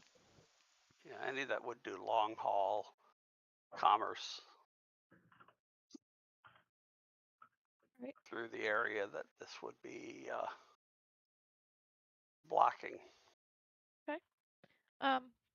You kind of hit up some store owners and whatnot as they're waking up. There was one in particular that said they used to head out east to a small village out there. But the last time that they went out there, there was only a few villagers left, and they actually came with them back to Ephraimon. From what they could tell, they called these creatures broken hounds. Um, Broken hounds, like woof, woof, woof, woof. yeah, broken hounds. And Can you tell us where we might be able to actually find one of these villagers and talk to them? the actually, yeah, there's a one just on the lower level of the cloud tree. You can reach it by going that direction. And they'll point you Okay. to where there's a small staircase that leads to the lower level on that same tree that you met up top. I thank you for your time. Let's get it from the horse's mouth, so to speak. All right. Just say nay. You head over there and you kind of knock on a door. It's you climb the tree and there's actually several doors around the base of this tree. You knock on the door that you were directed to. Um, an older woman answers the door and she says, "Can I help you?" Yes. I understand you're from a town far to the east of here. Yes, that is where I was raised. I understand that you didn't leave that town necessarily voluntarily. No, it was becoming much too dangerous to live there. Right, I understand that. We're on a quest, if you will, to eradicate whatever it was that forced you from that town, and thought you might be able to provide us some insight into uh, both the creatures and their numbers, and where they might actually be relative to the town. They they come from further east. Um, I think that they would come from more of the southeast area, Okay. and they would come in seasons almost. It would ebb and flow. Um, So nearer to the salted marshes? Nearer to. Yes, nearer to the salted marshes. Deeper in the swamp. Okay. They would come from there. They come in packs. They much dangerous when they're together. Right. So cutting them out from one another is the way to weaken them, or a way. A way, yes. If we could keep a 1-to-1 ratio, we could fend them off at times, but they just became overwhelming.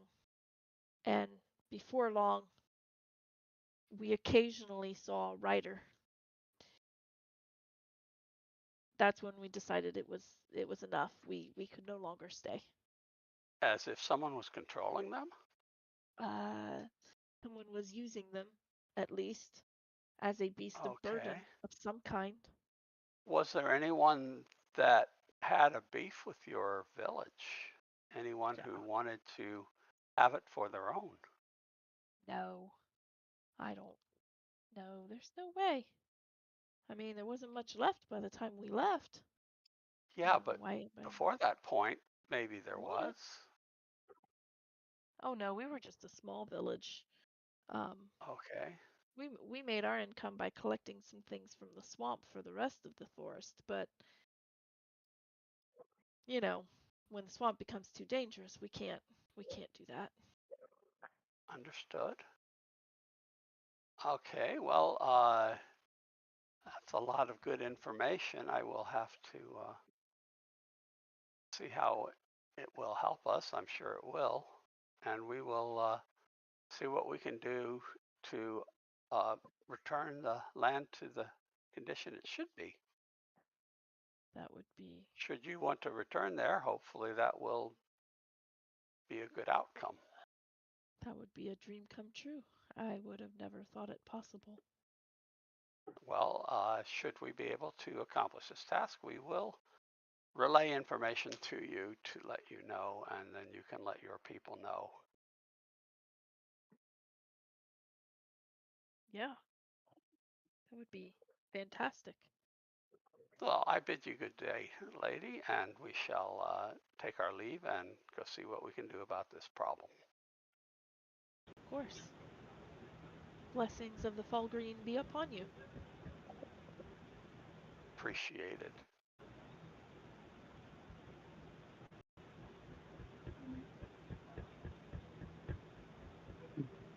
Okay, your mic got suddenly loud. I did not do anything but turn it back on. Oh, that was weird. Yeah, that is quite loud, actually. That is wild. Yeah, because we have heard nothing all night, and now all of a sudden you have a lot of background noise. All I did was turn it back on. Nope. Did you bump the plug or anything? Nope. Is the on off the same as the gain control? Nope. It doesn't seem to be as bad now. It was bad for a minute, but... Oh, you know what? I was no, my phone. Oh, maybe your phone being next to it was what it was. Oh, yeah. That's a possibility too. Ian can hear my phone conversations if I hold it just right. It goes through his speakers. Goes through his speakers. It's really funny. Right on the other side of the wall. So, at some point during the morning, I'm going to basically tell them all about the stuff I was reading about Malar. And I'll tell them other things that I learned, but that'll be my main focus, is stuff about Malar.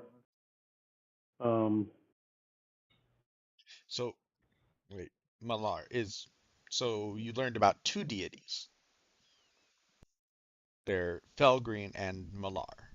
Well, I didn't learn much about Falgreen because every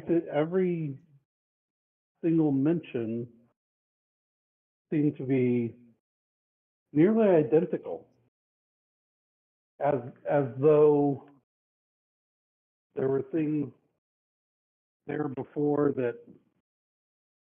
someone didn't want people to know about, almost. In all of the books that we've been reading, specifically on religion and the symbols and everything on the second and earlier ages, do any of these accounts or any of the names ring a bell? Well, there wasn't Well, really any mention of the other ones, right? no, there was no mention of any others, really. It seemed like any mention of other gods was just lumped in gods. No, nothing by name, just Right. gods. No, I'm just mean like from our research, was there any previously, was there any mention of Falgreen or Malar Um, or descriptions that match? I can tell you, Falgreen, no, nothing written on Falgreen. However, Malar, roll me a history check. History. What is my history? My history is bad. Should I roll? Yeah, if you wanna, I'll roll in a second. You want it or Now that he's religion. mentioning it. If or religion, religion? yeah, you can roll religion too if you want to, especially you, Evangeline, because you know religion from study, not from experience. Dang it. I thought I got shook up. History or religion? 19. I 19. rolled an Okay. 18 to get a 19. Yeah. Eh, I wasn't paying attention. Forsyth, I said I skipped that class. I only got a 19. You got a They 19 didn't too? talk about that in the sewers. Yeah, What only did a you? 19. Yeah, only a 19. What did you give, Evangeline? An 11. An 11. Okay. I That's took what I a rolled plus on my 6. die. Jeez. I have a +8. I only got a 19, so. So, Yeah, I all rolled right. a 5. All right. Yeah, you don't, Forsyth, you definitely don't recall anything about this god. Evangeline, it's like, Including his name. yeah, including his name, you know nothing. Uh, Evangeline, you're kind of like, name seems somewhat familiar, but wouldn't be able to place it where. It's definitely not among the major deities of any means, that one would recognize pretty quickly, because there's lots of information about the major deities, even though this age definitely doesn't believe they really exist. Um, Fix and Forsyth, You not mean Kadath? Forsyth, Kadeth. Um, you guys kind of think this is definitely a name that seems familiar. Definitely not a major deity. You believe him to be a lesser deity. Um, evil. Uh, Seemed, what little reference that you can recall, he seemed to fly pretty much under the radar. Like most people and even other gods did not react with him hardly at all. Um, they almost didn't attribute anything to this deity, uh, other than hunter and had a bloodlust. He was a hunter, stuck to the forests. Most of his followers were those of nature to some degree, um, and evil, chaotic.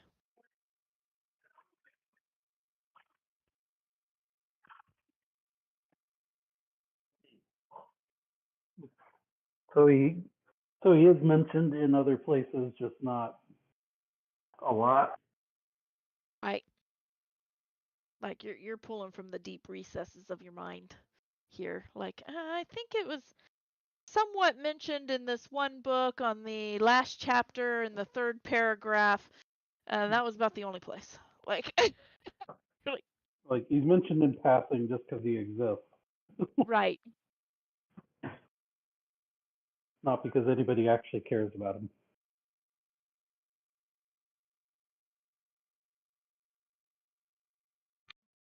Okay. Good to keep in mind. But, So there may be some innate animosity even, just because it feels like everyone else dismissed him. well, let's try not to dismiss him if we can, and maybe he will be less than a jackass. But as far as the fall green goes, there's almost nothing. The information in their own books is very repetitive and just as though the fall green itself, herself, whatever it is, doesn't want anyone to know what they really are or who they really are. Could it be that somebody else is trying to obfuscate her? Could be. And the fact that Millar and the fall green both seem to be really only known about and known for anything in this region makes it even more curious to me Agreed. and suspicious. Whether Millar is really the fall green or Millar is preventing people from knowing about the fall green. Okay.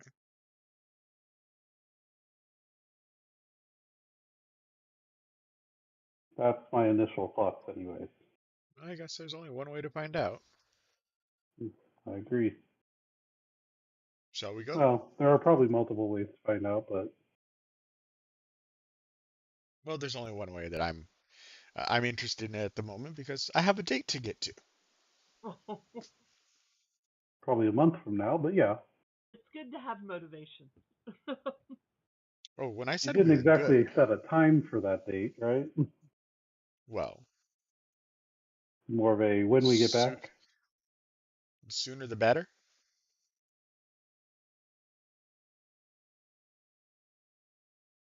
Well, then we should certainly get moving. Then let's get moving. Right. You guys gather together. Jurek comes in, or Jurek's waiting for you at the tavern when you walk back in. And says, "Are you prepared and ready to go?" As prepared as we'll ever be. Excellent. Shall we then? But And To we'll lead Oz? you out. We're off to see the wizard, the wonderful Wizard of Oz. So he'll lead you out of Ephraim. because I got a hot date to get to. He will lead you out of Ephraim and into the forest. The further you go, the thicker it gets, the darker it gets. You are definitely in a very thick forest. You travel quite a bit on the first day. You realize that with Jurek's guidance, you are able to maneuver through the thick underbrush quite easily. He definitely has a footpath that you are noticing, and he is using that footpath because some of that underbrush is already pushed away. There's less vines, there's less of everything that would trip you up. So he is very familiar with this forest and knows the way. Um, your entire first day goes by pretty peacefully, and you make camp. Um, he is okay. He suggests, we can light a fire for this first night. We're not into Jeriskor territory yet. We should be safe for tonight.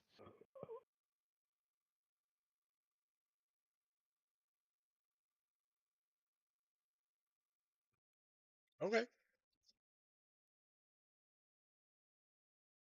You will light up campfire, plan, get rations out, cook a little bit, eat some dinner, and then he'll curl up and go to sleep.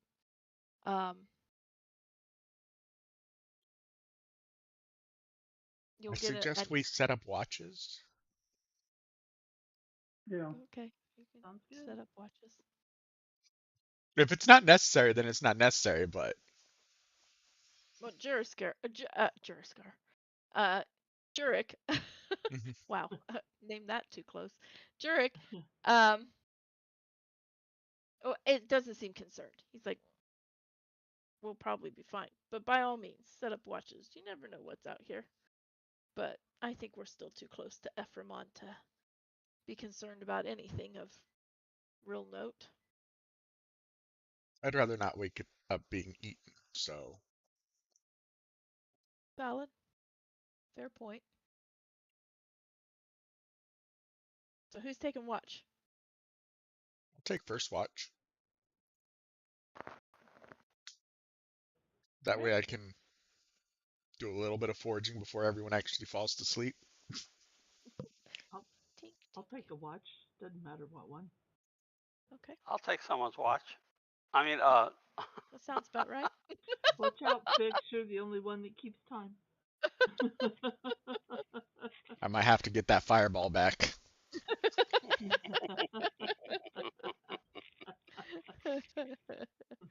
Say All right. if we split it in fours, I can take the fourth one. All right. So Then we only have 2-hour watches. then you only have 2-hour watches. All right. You guys keep watch. I'm not even gonna make you roll anything this first night. You hear the sounds of the jungle. You hear monkeys. You hear insects. You hear toads. You hear all kinds of creatures. It's actually rather noisy.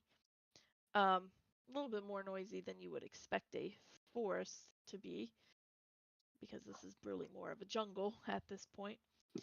it's a jungle out there. It is indeed. And so you do get a night's rest, be it quite noisy. Um, Morning comes, Jurek packs up camp and says, the the forest here can be quite loud. I've grown accustomed to it. Didn't even think about it. It's the silence that should concern you. If it gets silent, keep an eye out. Noted. And he will begin to lead you further through the jungle. Still hearing noises, still fairly loud even, just slightly different than the night sounds. You travel on the second day. As the sun is beginning to set, or the jungle has gotten quite dark because the sun is setting. Um, Roll me perceptions.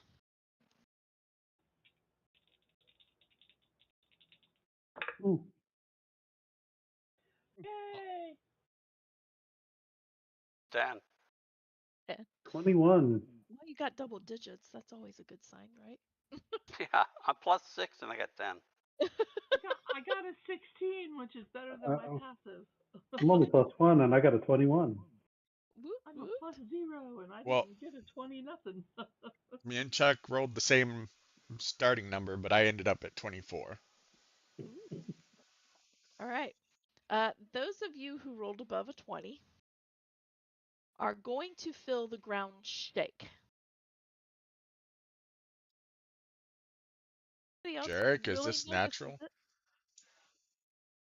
He'll stop. What natural? The ground just shook. Did it? Did you not feel that? I did not feel it. I feel the earth. Well, I felt it, and sounds like Kadath felt it. I'd say pay attention for it to happen again. But if it does shake, what would that mean? Probably a Juraskar in the area.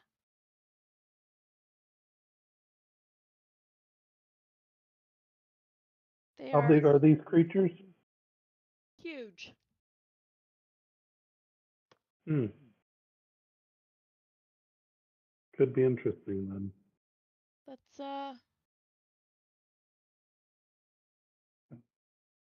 take it Everyone easy. be on guard and stay on your toes. Yeah, be on guard. I'll get up on my tippy toes. And take And then everything literally. walking like a ballerina. I'm gonna practice my ball foot. Ball of foot. Yeah, you hit Jura continues onward slower at this point. After about 10 minutes, you all feel the ground shake. Oof. It's not a good thing. Jurek says, "What? Well, if it's a Juraskar, it's probably getting closer." Can I tell what direction, maybe? Roll me nature or survival. I will let you pick. Okay.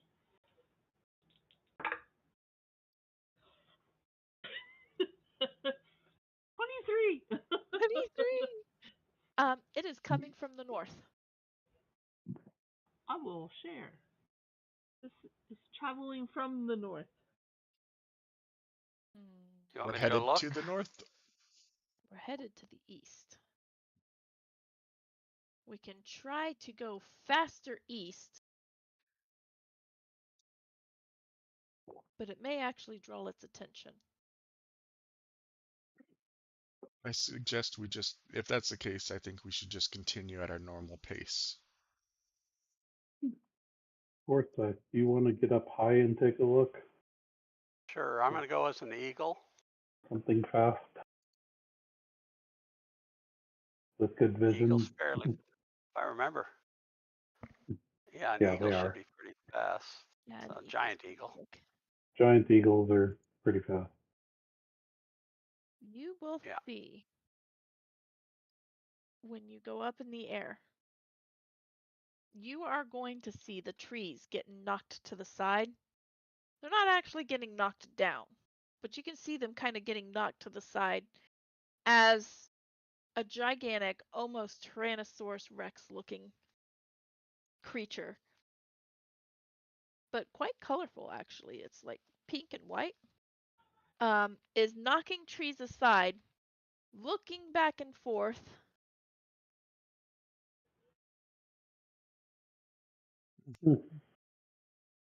I will get close to my folk and relay this information, but maintain form. And it is heading your direction.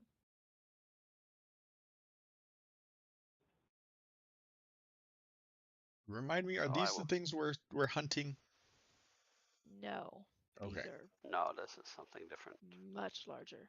No, these are the ones that These are worse. Oh, they're predators. Um, they're rather wild creatures. They're natural to this forest, very much so. Um,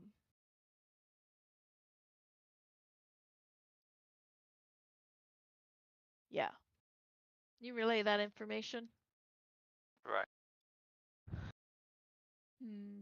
I'm gonna start start keeping an eye out for a spot in case it seems to be like on our trail and coming for us specifically. I'm gonna keep an eye out for a spot where we could try to get advantage Okay. of I'm any going to sort. start buzzing it and trying to herd it into a different direction. Okay. Because it seems like the right thing to do at this point. Sure kind of looks at you and says, we can. Couple of options here. We can attempt to take it on. If you'd like. I don't normally encounter them with other people, so what I always do is kind of just hide. Let it pass. I hope that it Yeah, doesn't trample me in the process. not the usual way for me to do things. Yeah, I don't know if it would find us in such a large group, though. As an individual, I can sneak by pretty easily. They're not the brightest crayon in the bunch. What's a crayon? Uh, Obviously Packed something that's rouge, not that bright. matte colors. Not usually bright. Yeah.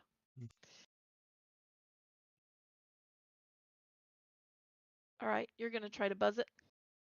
Yeah, All right. Oh, bye, Forsyth. try to Hi, Forsyth. try to herd it All right. without hurting it.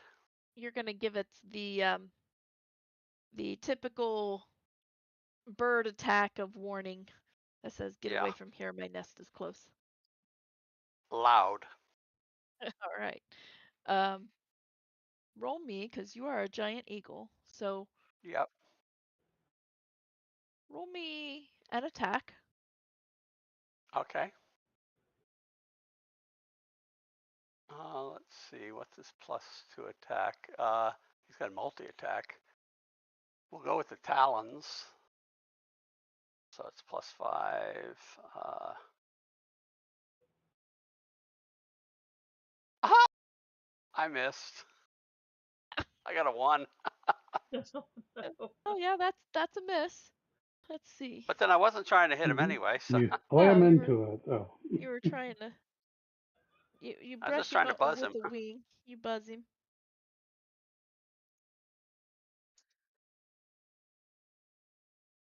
But You I accidentally will actually hit maintain, him. yeah, I will maintain my attack from the same angle. All right.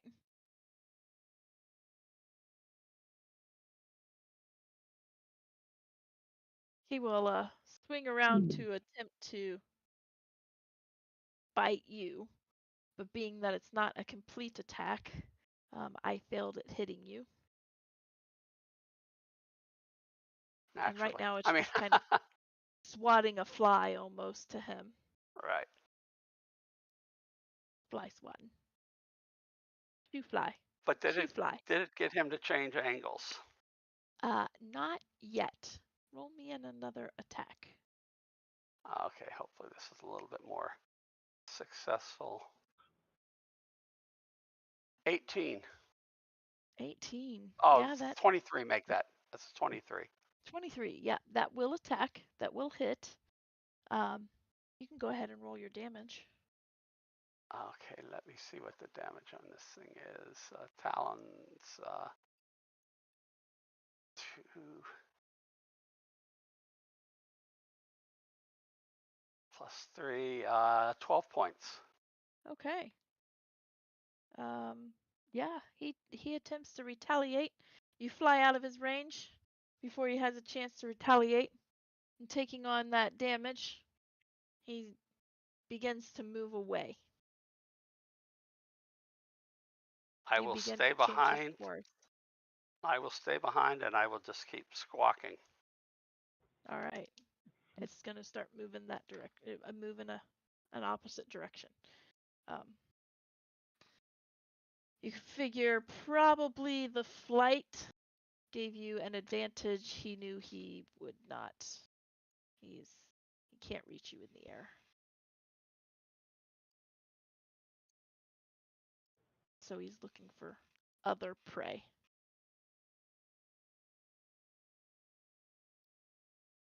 Fare thee well. Right. He begins to head off the other direction. those of you who are listening to all of the squawking and roaring going on, you will eventually start to feel the ground vibrate less and less and less. It's moving away. You feel that it's moving away.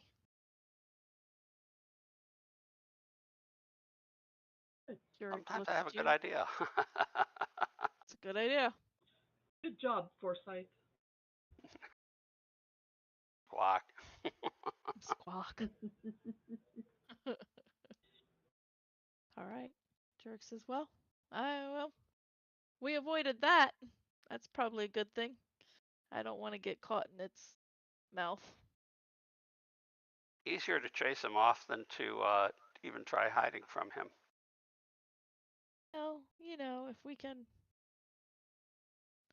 Hiding from him's not too terribly difficult, but yeah, I don't know about all of us. We could have probably hidden, but this works. Shall we be on? Be on our way? Yes, let's head on. You come to the evening. Oh. It's fairly quiet. There's nothing. Normal noises, whatnot. Rest. You get your wild shape back. And you move onward. It's pretty quiet all the way up. But not unnaturally quiet. No, quiet as in you don't run across major predators.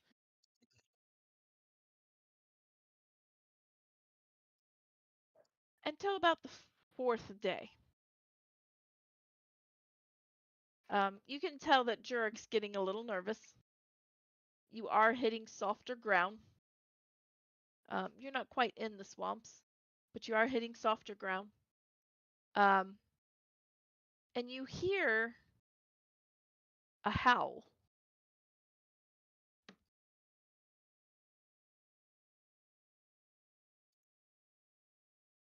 And Jurek will kind of shake his head. Like, this is what I don't want to run into. But it might be what we are intending to run into. Quite possibly. This will be the furthest east that I've encountered them, but because we're not quite to the swamp yet. I mean, it's starting to get a little swampy, but we're still really in the forest. But it sounded like they were moving further and further inland. This is true.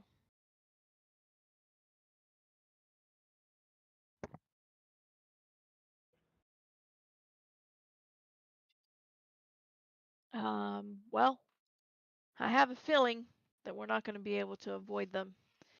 Do you want to prepare?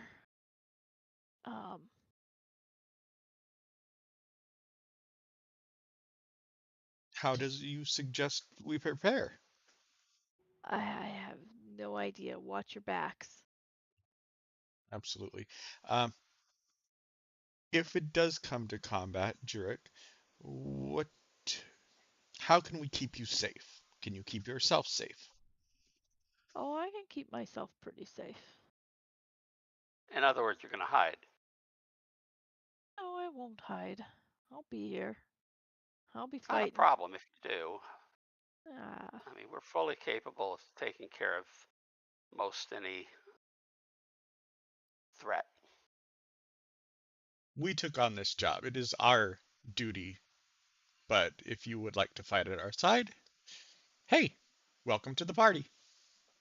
All right. But you don't get a cut. From a distance, or do you fight melee? I'm from a distance. I don't. From a distance.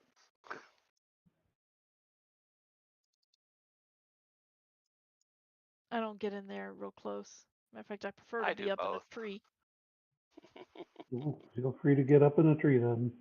Oh, I will. Aren't you glad there's lots of trees? There are lots of trees. Between myself and Forsyth, we'll keep things pretty occupied generally on the ground. Well, and loving it. And Evangeline's constructs. Yeah. Yeah. And, well, I'll do my thing. Yes, you'll do your thing. All right then. Very well.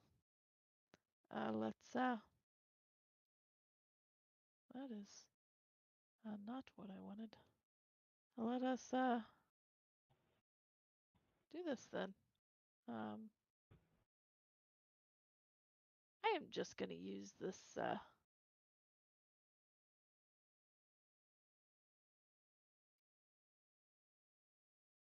swampy map over here as a general guide. Haven't done And combat in so long, I forgot about that whole owlbear thing. I mean, we can do the Right? theater of the mind if you want to, but No, I'm good. okay. I don't know. Owlbear tonight might be a good thing for me. Yeah. All right. Oh, I got to get somebody for Jurek here. I see white circle. Yes. Those are going to be representative of the trees that oh,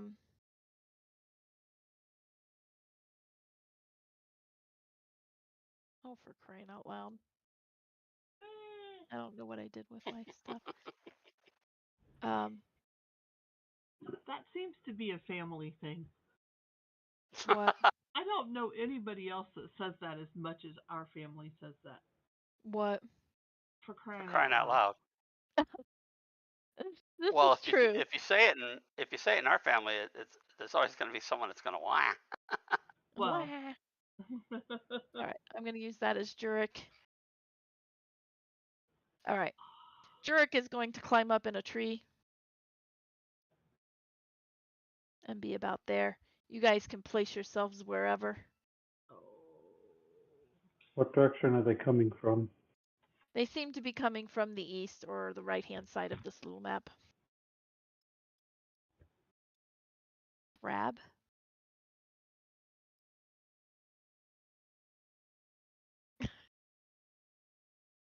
I'm still an eagle, but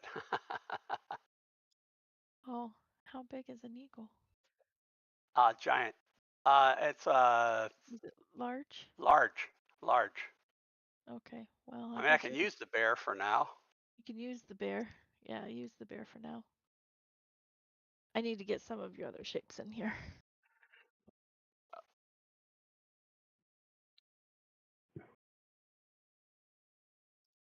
All right. You guys have positioned yourselves.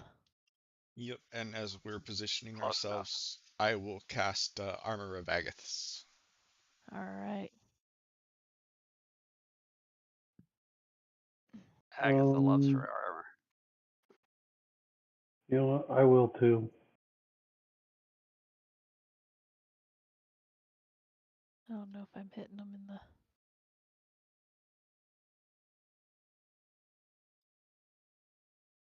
You are going to see breaking through some of the underbrush, some of these hounds. They look like what they were described as. The broken hounds. They are four-legged, dog-like creatures. You know what? I can actually just enlarge one here. I'll throw one out here. Whoop. And I will just enlarge it so that you can see it. Okay, nasty looking thing. Clawed, three-toed Oh. clawed, beak, nasty looking hound looking things. Oh, Okay, fun. Those feet look like the feet prints that they found on Expedition X earlier today. Wow. Looks like they found some broken hounds. In the Louisiana swamps. Nice. In the Louisiana swamps, they are swamp creatures, I tell you. All right. So they come in. From there, I need initiatives. Kadath, don't forget you get to add a D8 to your initiative. Yeah. Glad you said something because it's been a couple of weeks minimum since we've done this? Oh no, he gets on my turn. 7. Wow. Okay, glad I got that D8. Because I rolled a 1 on the 20. I rolled Oof. good. Whoa. My initiative is 9 because I rolled an 8 on the 8. Oh. You Oh don't have no. any bonus? Oh yeah, no, I don't No, I either. have I no just bonus. realized. I Anyway, rolled. I my dex rolled. is only 10. Yeah, I rolled well. I got a 20 on the 20 and a 7 on the 8, so 27. Good heavens. Evangeline. I rolled a 7 on the 20, and I have a +1, so I got an 8. All right, doing good. I rolled better than most of ya. Yeah. Oh, I forgot about what's his name. Oh yeah, poor guy.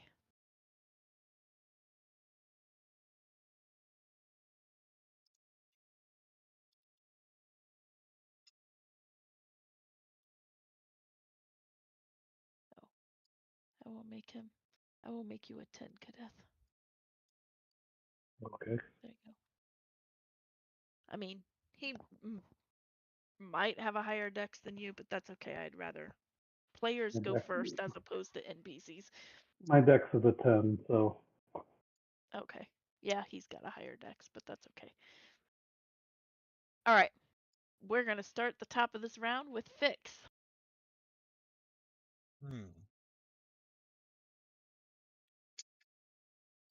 What should I do? And they are up next. All right. They are moving in fast. Okay, but They they are look like fast movers. don't look like constructs or anything like that. Anything weird like that. They look like actual. Yeah, they look like actual creatures. Okay. Beasts. All right then. And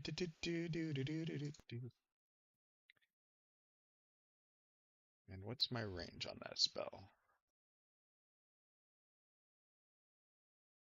120 feet, so I think I can do it. Do You we can have do it. the shape stuff The shape stuff. to draw a shape? Oh, yeah, you should. In the upper right, the little arrow, if you make sure it's pointing down, it'll open up the whole menu Oh, there we go. so that you can draw a shape. You can even do like area of effect. That's what the little stepping thing looks like.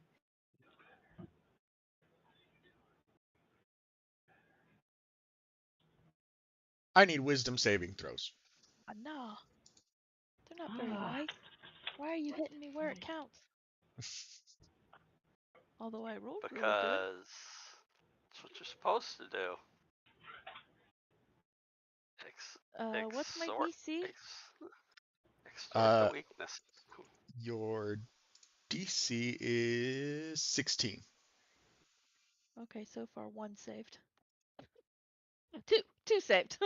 The second one, the last one I rolled was a natural 20. Ah, The first and the last one saved. all right. So each creature,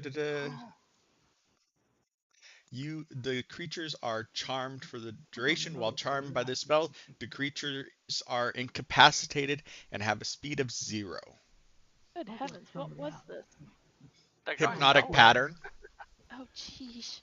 All right. Whoa. Okay, so they're just incapacitated. They are Okay. incapacitated. So the ones that failed their saves cannot do anything unless they are attacked or a an ally takes an action to wake them up. But I don't know that hounds are going to be smart enough to wake up their buddies. So hopefully. Not. And then, so that was my action. No, no. You know what? I'm gonna use a ring.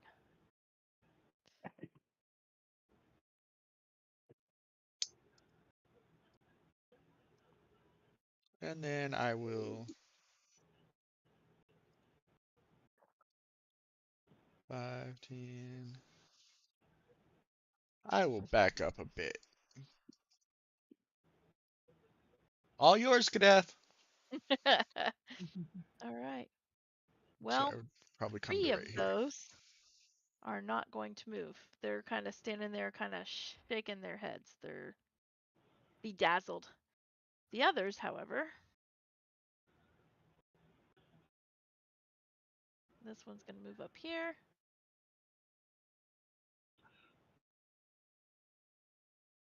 Yep, this one's going to make it all the way up here. And they're going to tag team Kadeth. Oh, good. All right, the first one is going to attempt to. I should have sent Buckley with you. Yeah, where's Buckley? He's about 10 feet away from you. Oh, yeah, that's close enough. The first one was only a 13 to hit. That misses. The second one, what the heck is a 13 to hit? Why did I roll the same thing twice? That is so unfair. I'm even rolling with advantage. Well, thank you for letting me know about the advantage, because that does matter to me. Yes, they are rolling with advantage because they have pack tactics. Yeah, I figured. Should have Which noted that. They're Wolf dice. like, so I'm makes glad sense. that 2 of them saved. Although it didn't help me. Ah. So, that was their turn. Kadeth, it is your turn. Okay. Well, I will bonus action and cast Hex on the one on the left.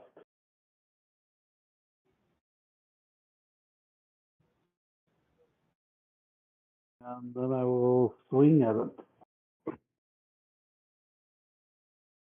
Oh, swing at the sword. At the sword.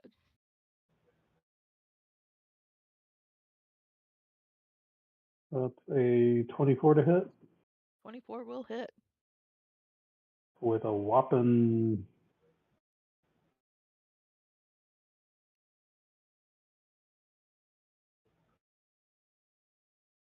Let me make sure. Yeah. 10 damage total. I can tell you what types if I need to, but it's a combination of slashing and necrotic. I can tell you what does what if I need to split it up, but Nah, you don't need to split it up. What was the total? 10. 10? Okay. Yep. It I rolled really low on damage. that is pretty low. It's hurt. It is definitely hurt. Oh, and that was just the first attack. Okay.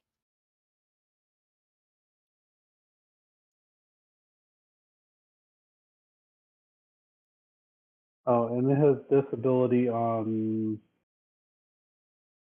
wisdom. Okay. I always forget about that part of the hex thing. Or disadvantage on wisdom. Right, I know what you meant. Yeah. That's a 13 to hit. 13 just hits. Wow. These guys are really easy to kill. Well, they're Uh, beasts. it'll be 12 to hit, or 12 damage. 12 damage. Oof. It is. It's yelping, but it is still standing. Only just. Okay. I'm done. Okay. Jurek will take a shot.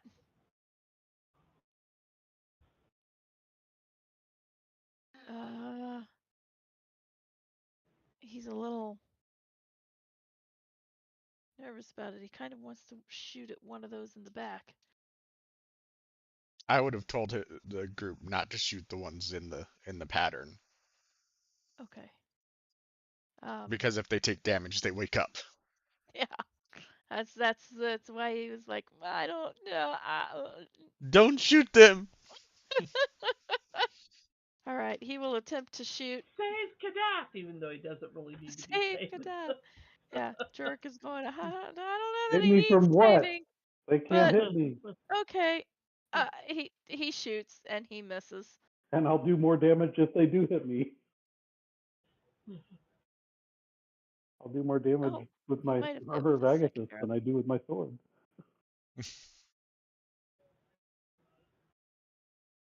Oh, he will hit with his second arrow. Because if they hit me with a melee, oof, 20 cold damage for them. Oh yeah, your stuff automatically scales. I forget Yeah, about that. Mm-hmm. I've For got 10 20 damage. temporary hit He points hit and the 20 cold damage right now. he hit the one you didn't hit for 10 damage. Okay. You feel it like fly. The first one flew wide. Um and then the second one just kind of flew right by your shoulder and down into like its shoulder. He barely missed you, basically. Which is probably why the first one went wide. That brings us to Evangeline. I'm going to cast Witch's Bolt at 3rd level. Okay.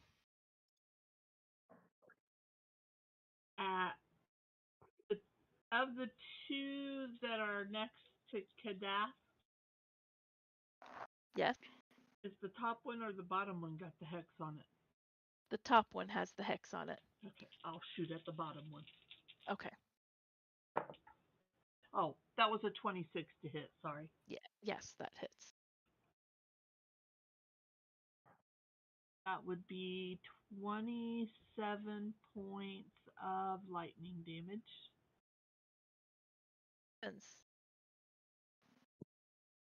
All right. You kind of fry it. Ugh. You hear it scream as it dies in agony from the lightning. And Buckley will move up. All right. That brings us to Forsyth. All right.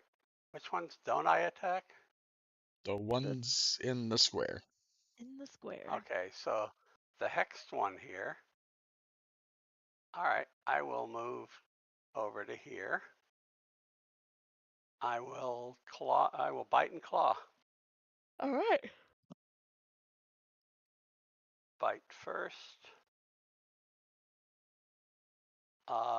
13 to hit. 13 just hits. Okay, well, 13 hits. That might be enough to kill him. Ah, so that's 1d6 plus 3. Might not be. 8 points of damage. That is enough to kill him. Okay. They're not very strong. Any others outside of the square? Not Not at the outside of the moment. square. Not that you see. Okay. I mean, I will finish my movement.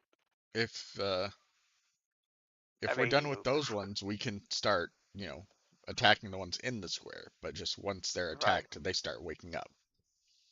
So we pick them off Right. one at a time. Yep. And it lasts for 1 minute. Ooh. Cruelty. And All I'm right. double checking for you to see if they get a save You're- per turn or whatever. Yeah, that would be nice. Not that I'll save, but hey. Nope. Oh, really? They don't get any other saves? Wow. Nope. Fella's broken. Hey, Oh, sounds it like could have me. it could have been a fireball and they would have all been done. Well, that's true. They would have all died. Forsyth, so are you going to hold and just wait? Well, I've exhausted my movement. Oh, okay. Okay. That brings us back to Fix. Yeah, looks like we're gonna start waking these guys up then. Um, Squawk. the one on the bottom, the Okay. one that's sort of by itself. Yeah. 21 to hit. Yeah. As You I have to. throw a firebolt bolt at them. Okay. How much damage? It does 4,000 damage. Oh. Yeah, no. I 18 noticed points that of fire accident. damage. 18. Oh. It yelps. And then it looks at you angrily. I wave at it cutely. And that's my That's your go? that's my round. Yeah. All Just right. Well, he wakes up And he's going to run out, not knowing what this thing is. He's going to attempt to attack Buckley. Oh, that might hit Buckley. Are you? That is a dirty 20. I'm pretty sure that probably does hit. Let me look and see though. His armor class is 15, so. Yeah. What really sucks is he doesn't have his buddies. Exactly. Oh my gosh, minimal damage. 4 points of piercing damage. Aw, okay. Yeah, he took some damage. That stinkies. All right. The others are still bedazzled. Kadeth. Ah, there it is. Well, guess I'll transfer Hex to the one that's out here All right. and try and finish it off. All right. That's a 22 to hit. That hits. 13 AC, guys. Or, You guys should already know that. 13 AC. yeah, no. 13 damage. And that is enough to kill it. All right. Can you transfer? No, because you already did it I once already this round. did it once, but I can at least move again.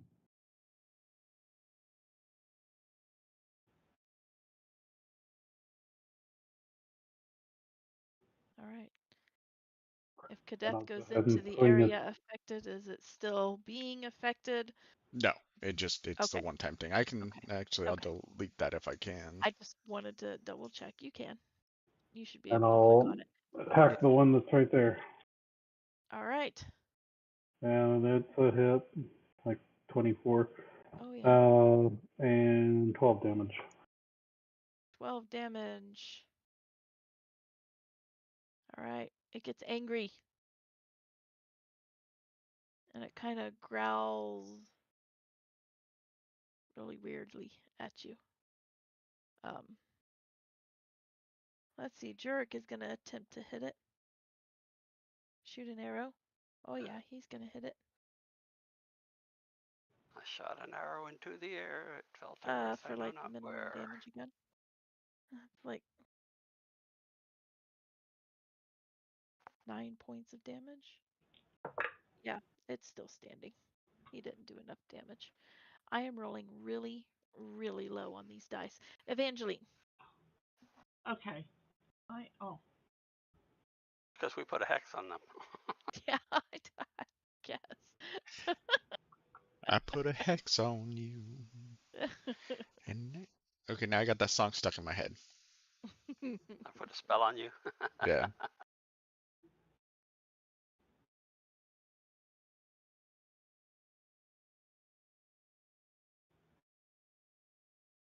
Evangeline still with us? Oh, there. Yes. Yeah. I am going to. I'm going to try to get this off of here so I can see. I am going to cast an ice knife.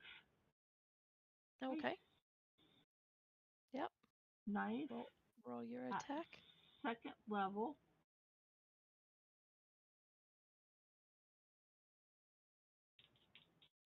Are both of them moving now? No, Nope, just the one. Just the one this that's one. closest to Kadeth. Okay. Yep. Yeah, just this one. Um, Oh, great. My little pointer screen just disappears. 24 hit. 24 definitely hits. 13 AC.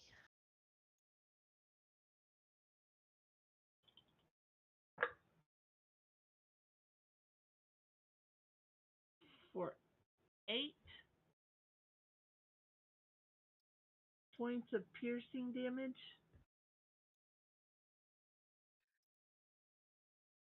Still standing. Only just. Ah.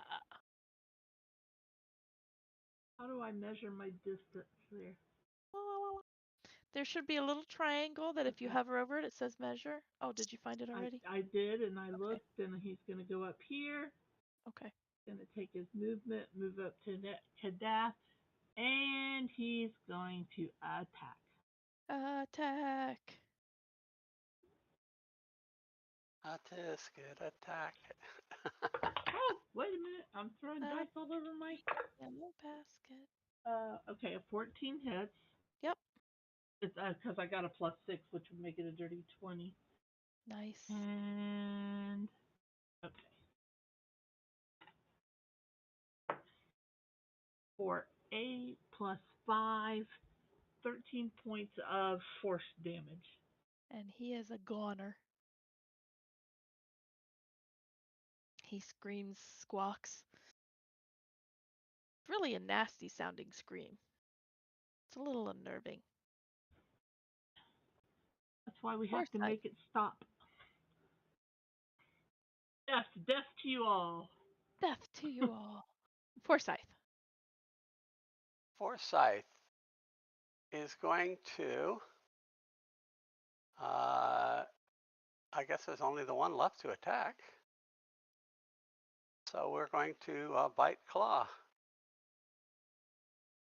All Brain right. dead, brain dead. Okay.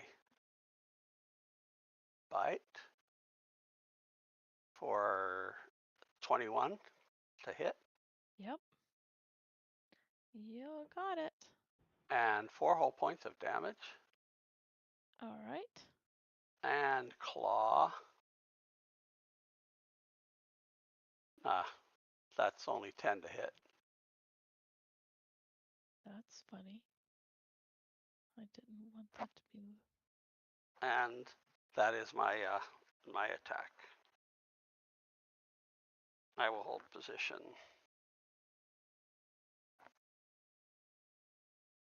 All right. So your second one missed.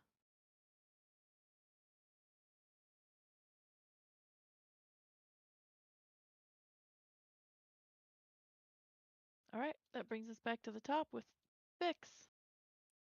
All right. Fix is within range, but because of I want the visual of it, Fix will kind of just skip through the forest to get closer to about there, and he will throw a firebolt at the last one.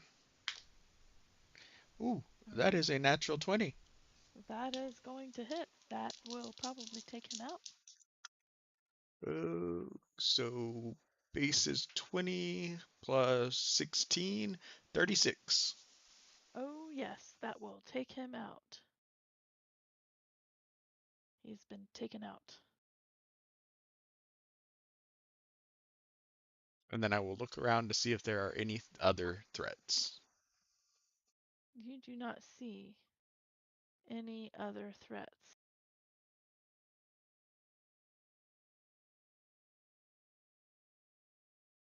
Buckley will heal himself or repair himself, as it may be. All right.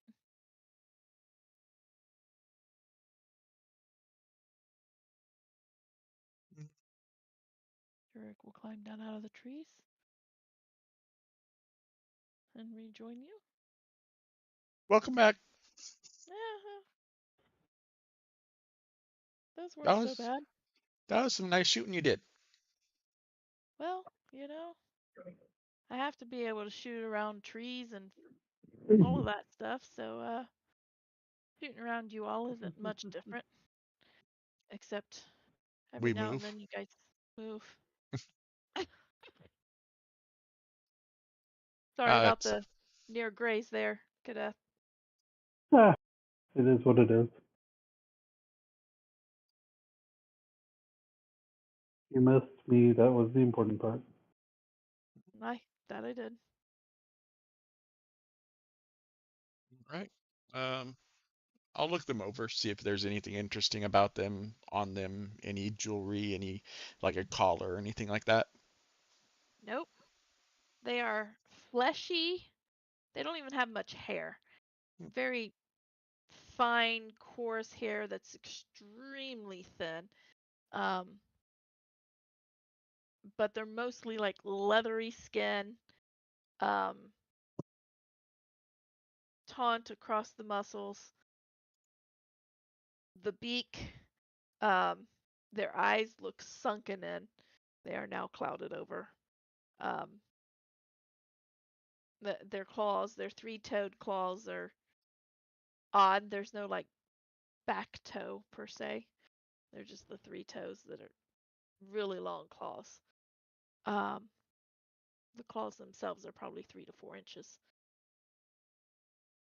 Um, they got long, skinny tails, no hair. They're just really weird. They have the shape of a dog, but other than that, it's not much resemblance to a dog. Interesting. Okay. Well, I guess that's why they're broken. They are broken. So, Looking at them, does it look like they were like the product of dark magic? Like somebody was experimenting on dogs? Uh, they're either the roll me nature or survival. I feel like one of them's intelligence, the other one's wisdom based. I can't remember. Uh, Survival is wisdom, nature is intelligence. Okay. Um, I have a +1 for both of them. Okay, just I'm one. I'm charismatic. Well, yeah. I mean, it's not that you're horrible with other things. You still have Eh, pluses. Yeah. Um, that I is it. will assist you on that because There you I go. got a I got a +3 in nature. Okay. Uh, do you want to roll one or do you want me to roll with advantage? You go ahead and roll with advantage. All right. Well, that is much better because I originally rolled a 5. Um, with your assistance, I rolled a 17 +1, so 18. Nice. All right. Looking at these things with a little bit of Evangeline's help, kind of giving you, well, this is odd or whatnot. You know, you guys have worked together enough. And looking over them, they could be the product of dark magic, but more than likely, instead of magic, it's more of a corruption. Okay. I would no, I would Corruption, like They are Nyliesh corruption. kind of like Nyliesh corruption, yes. Why I can't don't I remember what remember kind of this stuff and I corruption that can't is. remember the name of something that I use all the time? The Numenera. No, I was thinking more like cauliflower. The cauliflower. I can remember what happened in Nyliesh last November, but I can't remember that that's cauliflower in the refrigerator.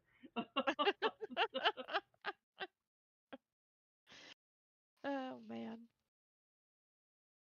Yes, they are much like the Numenera did in Nyliesh. Okay.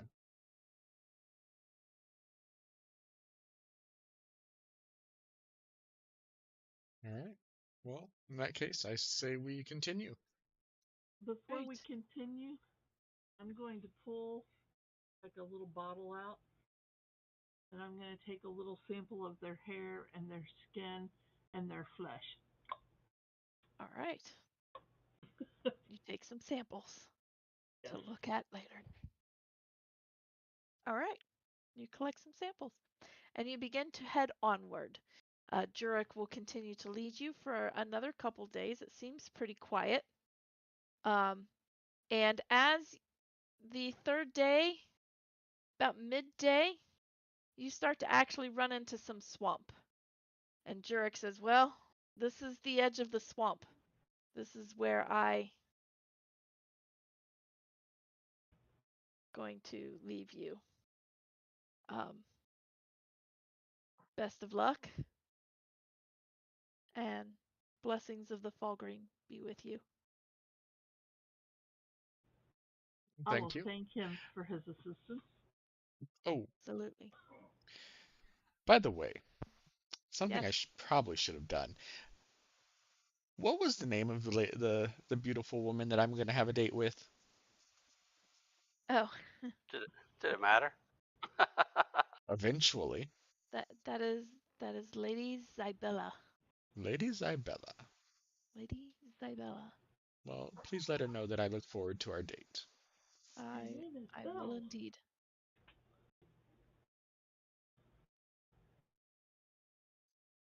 Good luck. And he will Thank walk off. You guys continue eastward into the swamps for a little bit. And as you continue eastward, you will begin to notice that the water here in certain areas begin to have a red tint to it. And that is where we're going to stop for tonight. Oh, Okay. I need to do that. Sorry, I forgot to switch back to us. Oh. Hello again. So, that is where we're going to leave off. You have reached where the water runs red. So, those of you that have stayed with us, thank you for joining us tonight for our episode in the Gods Challenge. We do ask that you go ahead, hit that subscribe button, turn on your notifications so you know when we're live, and please Hit share the the like video. button. Hit the like button. Share the video. And we will see you next week. And if you're not quite into melee, cast magic missile on the like button. Whatever you got to do. Whatever it takes. Whatever it takes. Use your mage hand. Magic missile won't miss. Exactly. Just saying. Farewell, everyone.